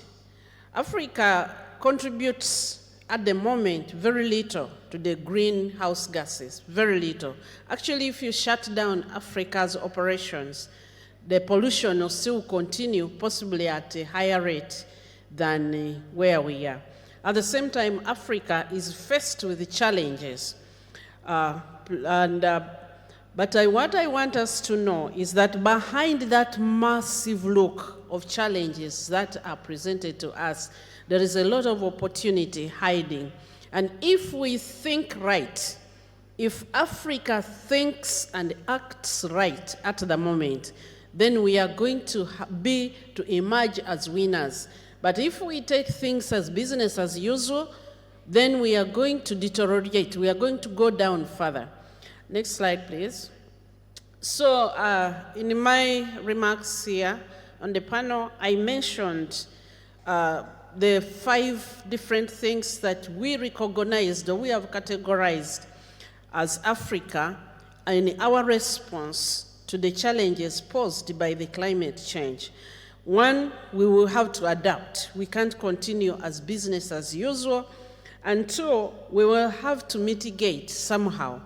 And the beauty is that Africa holds a big chunk of the solutions to the climate problems. We have the biggest carbon sink on the continent, but how do we take that and then we can harness, make sure that we are harnessing the opportunities which are emerging. And this is where I think that we are missing the bus, and we are saying we're just looking at adaptation and looking at, and we are not thinking, how do we harness the opportunity which has come? And then thriving is to make sure that we are living really and prosper. Next, please. So we're coming up with a model and saying, yes, we have the climate change challenge. This is here. And it's affecting us. Almost across this continent over the past week, there have been massive storms and rainfalls, and people in remote parts of the country have been affected by weather that we usually don't have. But if we can use and position to harness technology and build the knowledge economy at this time, then we can develop the solutions and build our development on those solutions, the technological solutions. But if we are passive and we are crying out, please adaptation, bring me something, please this. But if we take hold of that, look at mitigation, what is there and what can we bring forth from our thought process. Same for adaptation, thriving, and we build prosperity, because Africa still needs her day on prosperity. A world which has one part of the world still really in poverty is not a stable world. It's not a world that will continue. If we don't, our populations will for a while comply with these climate things, but the need to survive today will override, and we must give them solutions. Next, please. So in this process, we said we have a lot of raw materials and we are consuming a lot of solutions. However, our opportunity to build wealth such that we can rise and live together with the rest lie in the area of value addition. How do we use the knowledge to build an economy which adds value and creates better value for our people so that they are not living still at very low rates. Next. So I'll just spend the rest of the minutes just sharing examples. I speak from a very high policy level. I'm a member of the cabinet, and so we make a lot of policies. And Africa is not short of policies at continental level, at national level, at regional level, at subnational level. We make a lot of policies.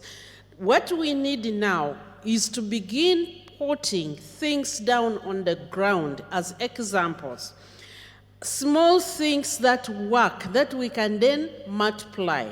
So I'll just share a few of the things that we're doing. One of them is the harnessing of solar. Uganda is at the equator, and so we have a lot of sunshine. and yet in the past decades, we didn't have enough energy. We are lucky in that being there in our ecology, we have a lot of rivers, and so we have extra power. However, this power is not distributed very equitably in the country. So we have worked to develop solar technology, which is patented. We have solar technology. We have 24-hour solar. Most solar gadgets have challenges working when the sunshine is not there. So we have this massive solar dryer that we can use to process produce. And we are working to try to put up centers that the villagers can preserve food, but they can also process food for export and for sale to distant places. And most of these which I'm sharing, they are ready for commercialization. We are selling, we are looking for investment, and we are looking for market. This is one of my favorite innovations that we have built. It's again using our 24-hour solar technology, and we have been able to, we have the large solar cookers, but we also have portable ones, and it can cook for 24 hours. If you look in one of the pictures, it is actually cooking beans. There are beans, and they take quite long to cook. Zero emissions, and this is already on the market. We are looking to scale it up and share. Small pilots, but touching the ground. Next, please. This is a solar egg incubator. Again, we are applying the 24-hour solar storage and processing. So we can take this to any part of the country, and we had a lot of people who are growing rice in the wetlands and so damaging the ecosystem, and we are trying to take them out of the wetlands and give them alternative sources of income. So this is a solar incubator, and the interesting thing about this particular technology development is that it was developed by people who were not very educated. In East Africa, in Swahili, we call them Joakali. They just started thinking there without really understanding the science, and later we put them together with the scientists, and now this solar incubator for hatching chicks, because before all the incubators we have been importing, but now I can employ hundreds of people in the production of these, and then they will not be damaging the wetlands. Next. Now, this is a technology which is in the solar value chain. We wanted to popularize solar power, but acquisition of solar equipment is expensive. So many people came up with a model of pay as you use. However, the monitoring was very, very expensive.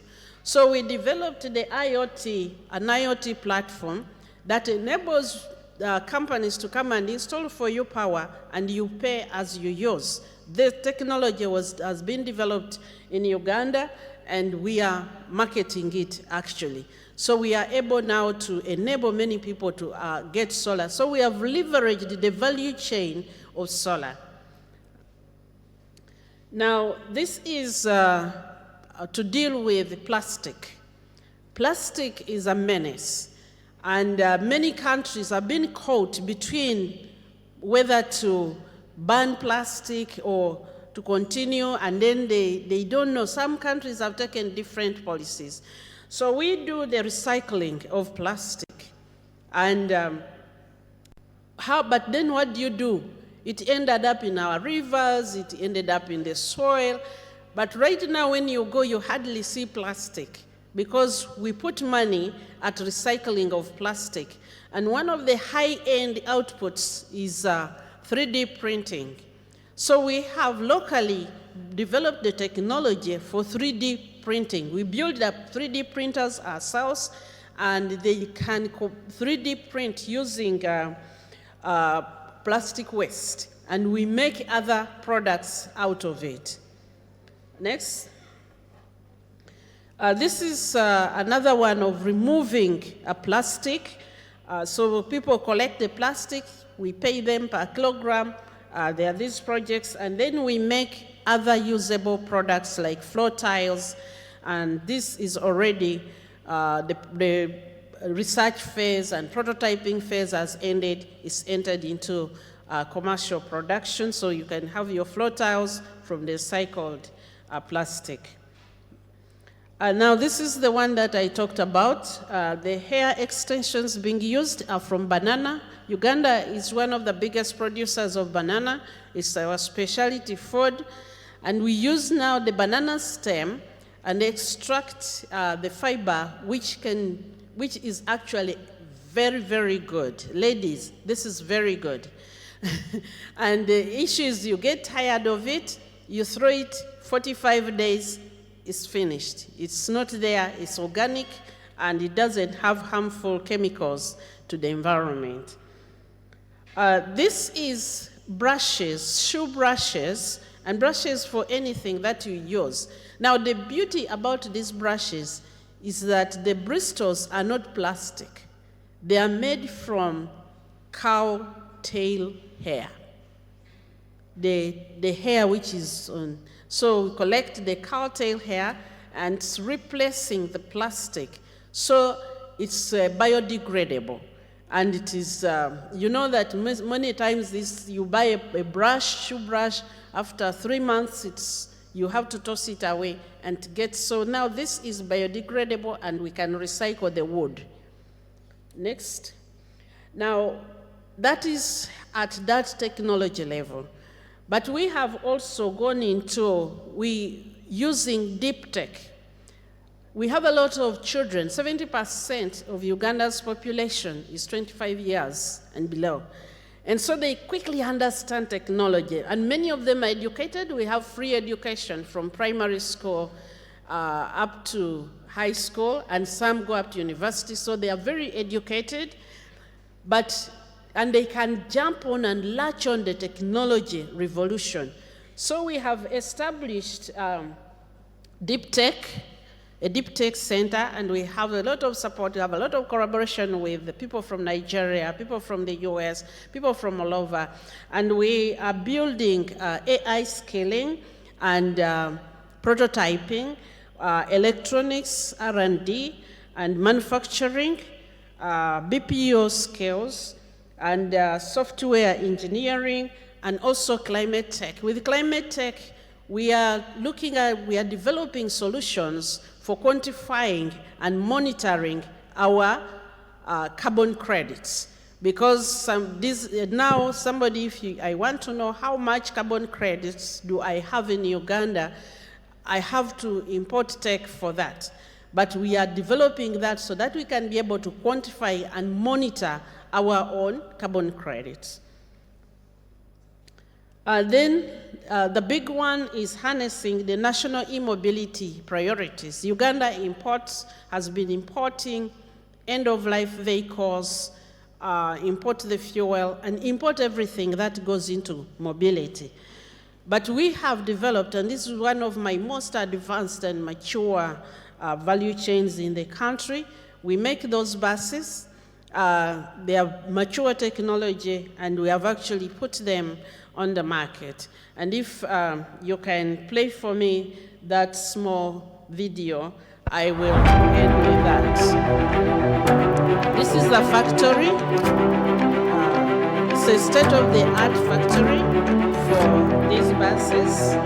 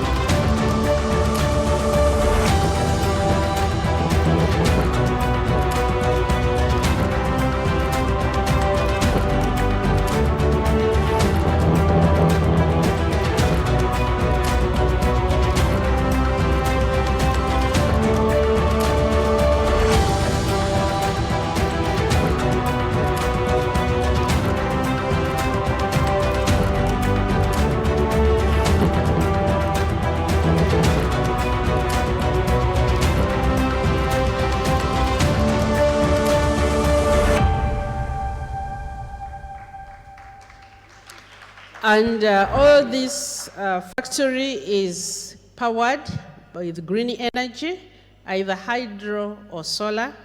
I'm here to present this as an African opportunity. We are looking for investors to expand, and we are also looking for collaborations, African nations that can still make parts so that we can feed into this factory. I've spent about, don't continue, let's stop there. I've spent about 100 million USD to bring it to this level, de-risking it and saying if the investors would like to come to make parts, and let's work in collaboration. But this also is to say Africa needs to come up with serious solutions. Many times when we are talking about innovations, we're just talking about small things, but this is a serious innovation which will cut across the continent. And if we can have these across the continent and we begin to operate, we will secure our future. Thank you very much, and God bless you. Thank you very much, Honorable Minister from Uganda. Thank you for that keynote speech. We're gradually drawing the curtain for this program with just a few more items to be sorted out here. But I'd like to recognize the National Association Chairperson for Private Schools in Nigeria, Chief Mrs. Rukayat A. Agbola. We recognize you, we recognize you. We recognize you. I also like to recognize Her Excellency Al-Haji Abiba Al-Ijo, that's board member of Treshborn International Limited. I would also like to recognize the CEO, and that is the Savin Bey. I apologize if the name is not well pronounced. So we begin to tidy up this last segment of this summit.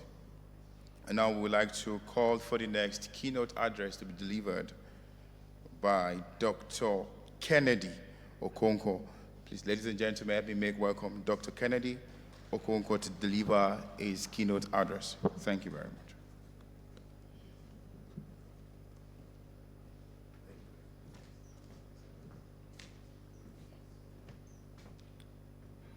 Good afternoon, distinguished ladies and gentlemen.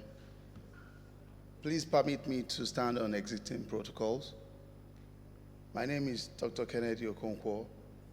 I'm the founder and group managing director of the Netcom Works Group, owners of the Citadel Views Estate, Victoria Crest Estate, EV Automobiles Nigeria Limited, and a host of other brands that focus on sustainability and renewable energy. I'm particularly humbled to address you today at the Eco Hero Summit and Awards 2024 on an issue of immense importance, not just for Africa, but for the entire planet. Africa, as we all know, is at a critical juncture. Our continent is experiencing rapid urbanization, with millions of people moving to the cities in search of opportunities. By 2050, Africa's urban population is expected to exceed 1.5 billion. This incredible growth presents to us with a unique challenge and a unique opportunity. The challenge is clear. How do we build communities that are not only scalable, but sustainable?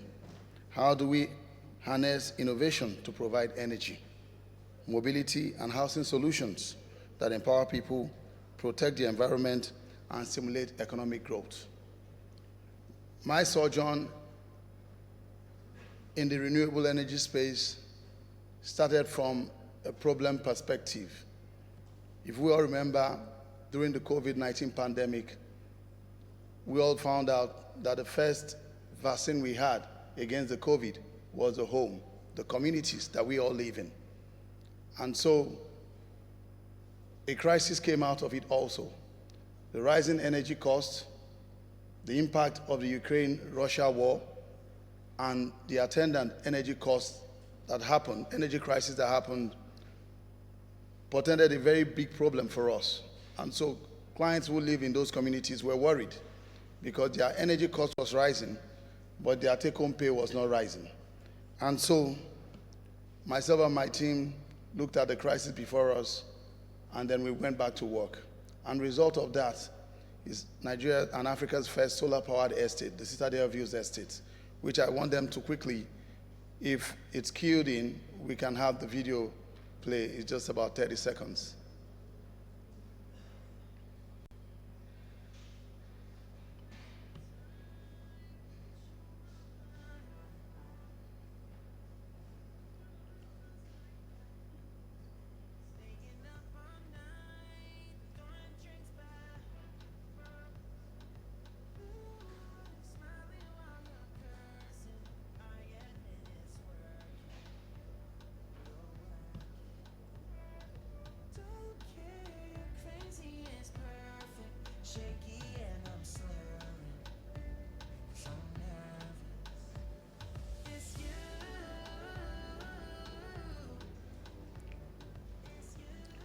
So that's our Citadel Views 2.0 estate, and this estate is fully solar panel powered.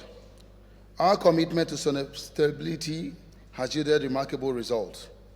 Carbon emissions, Citadel Views estate helps present the emission of metrics, thousands of tons of CO2 annually. Economic impact, homeowners in Citadel Views estate report lower energy utilization and lower energy costs. This project is not just a one-off, it is a scalable model that demonstrates the potential for solar-powered communities across Africa. It's an example of how we can use our natural resources wisely and effectively to address Africa's energy access gap while reducing our environmental footprint.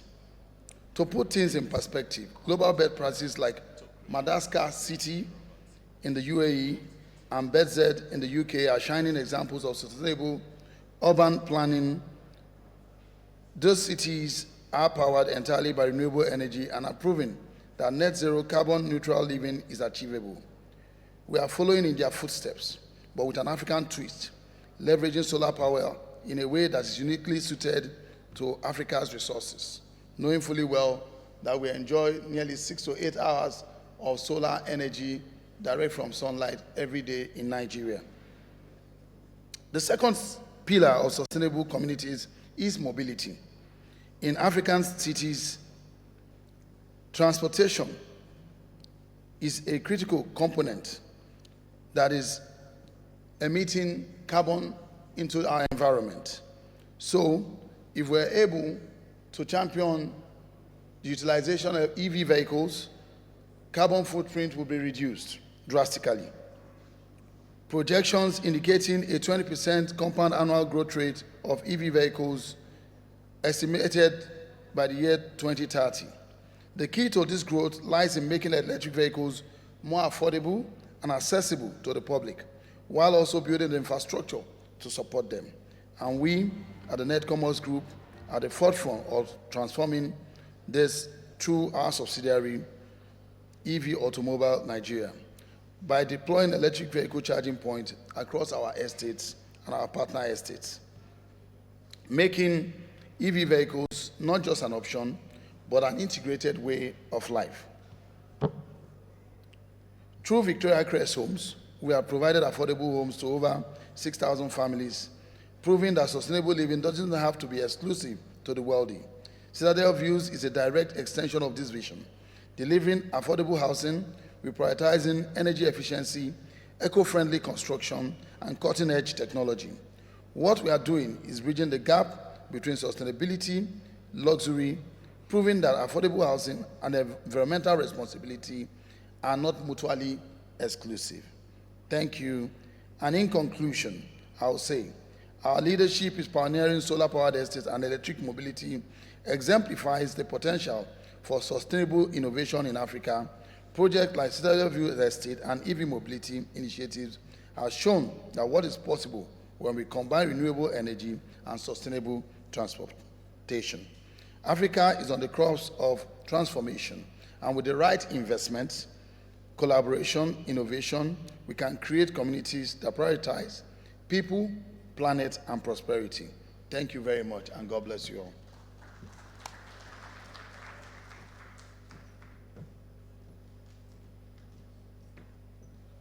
Thank you very much for that speech. All right, so for the want of time again, we are in our penultimate segment of this summit, and I would like to make welcome Professor Julius, Majority Leader, House of Rep, to give his keynote speech for this summit. Please help me, join me. I crave your indulgence. Let's celebrate him as he comes. He has been here since the commencement of the summit. Please, can we do better, please? Can I crave our indulgence to do better? Let's do better, please. You're welcome, sir.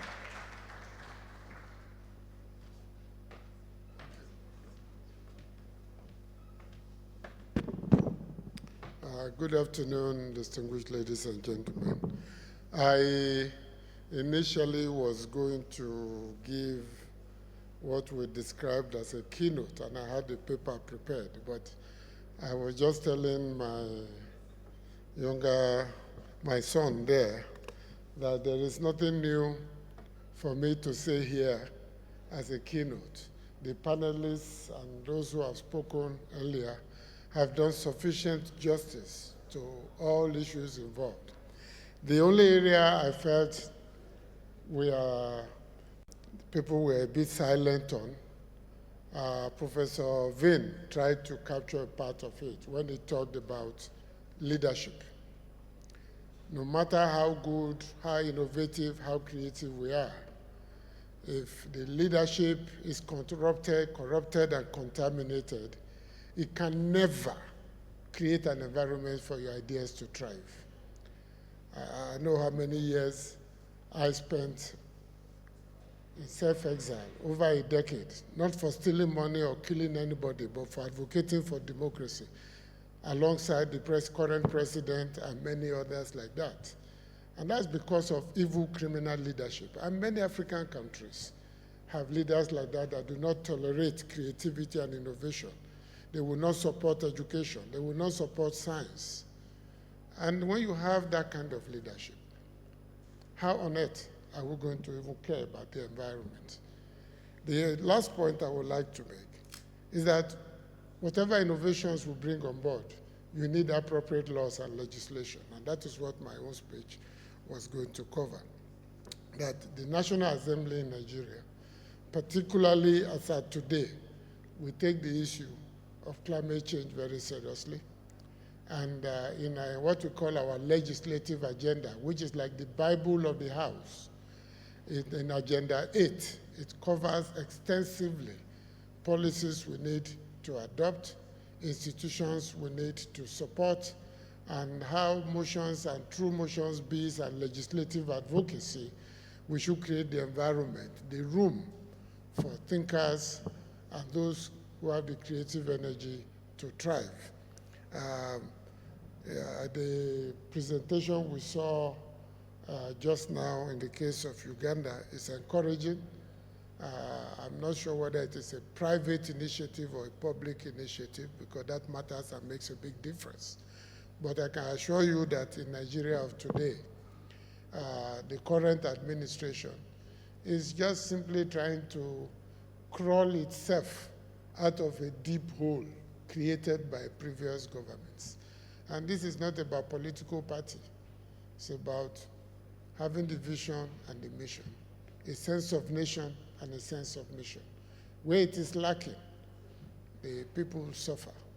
We still have several schools in this country without a lab, without science teachers, with community-paid teachers. And this is so-called giant of Africa where we have all of this. It takes time to build. It takes conversations like this. It takes engagement with civil society and development partners to begin to correct the narrative and the reality on ground. But I want to especially congratulate Key Connect for this. This is unique. This has not happened in recent times. not put together by government. And I want to encourage the organizers, Ekikone, to keep the faith and keep the ball rolling. They're on the right track. I've engaged with them on some of their innovations before, and I have no doubt that they can do more. The tree planting, they voluntarily engaged in at the University of Abuja. No government has done that. Our governments don't even talk about planting trees. They don't. Environmental issues are not in our national discourse. In other words, there is no place you enter in this country and people are talking about environment, except maybe the Ministry of Environment. And that has to change if we're not going to suffer the consequences of using our own hands to destroy the environment that God has given to us. You know, in this Abuja, the government cut down over 1,000 trees to build the second lane of the airport. But they spent a lot of money to nurture those trees, and we cut them down ourselves. I was here, I was crying. And those were economic trees, mango trees, orange trees. We cut them down. This is happening every day. There's no regulation. Somebody said if you tell every household to plant 3 trees, we would have made a major push. Great idea. But pushing it down requires leadership, requires vision, requires dedication, requires commitment, requires a sense of history, requires a global view that incorporates those issues that make people move from stagnation, you know, to origination. Because the way we are, if we don't change these things, future generations will curse us at our graves. They'll spit at our graves. Where were you people? What did you do? The world was changing. People are talking of electric cars. We are fighting over whether one petroleum refinery is working or not. There are priorities we should set. So I want to commend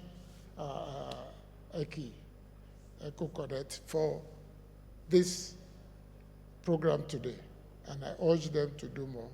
And the National Assembly finally is ready to work, to collaborate with civil society organizations, with development partners, with private sector initiatives to push in ideas such as this. No time in the history of the National Assembly has it been more open to collaboration with civil society than today. So take advantage of that openness and preparedness. Thank you very much and have a good evening. And please, I've been also told to play the role of the MC to remind you again that there is a sumptuous dinner this evening, and I guess they would release us to go and relax and have some light refreshments. Don't eat too much. If you go for pounded yam and jollof now, when you come back this evening, you'll be looking at those of us who will not do that. So I urge you to use the rest time well so that this evening we would have a holistic presentation. Thank you.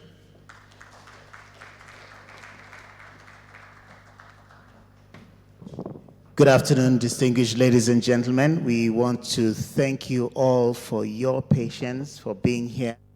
And we have come to the end of this particular session. I think it's been worth it.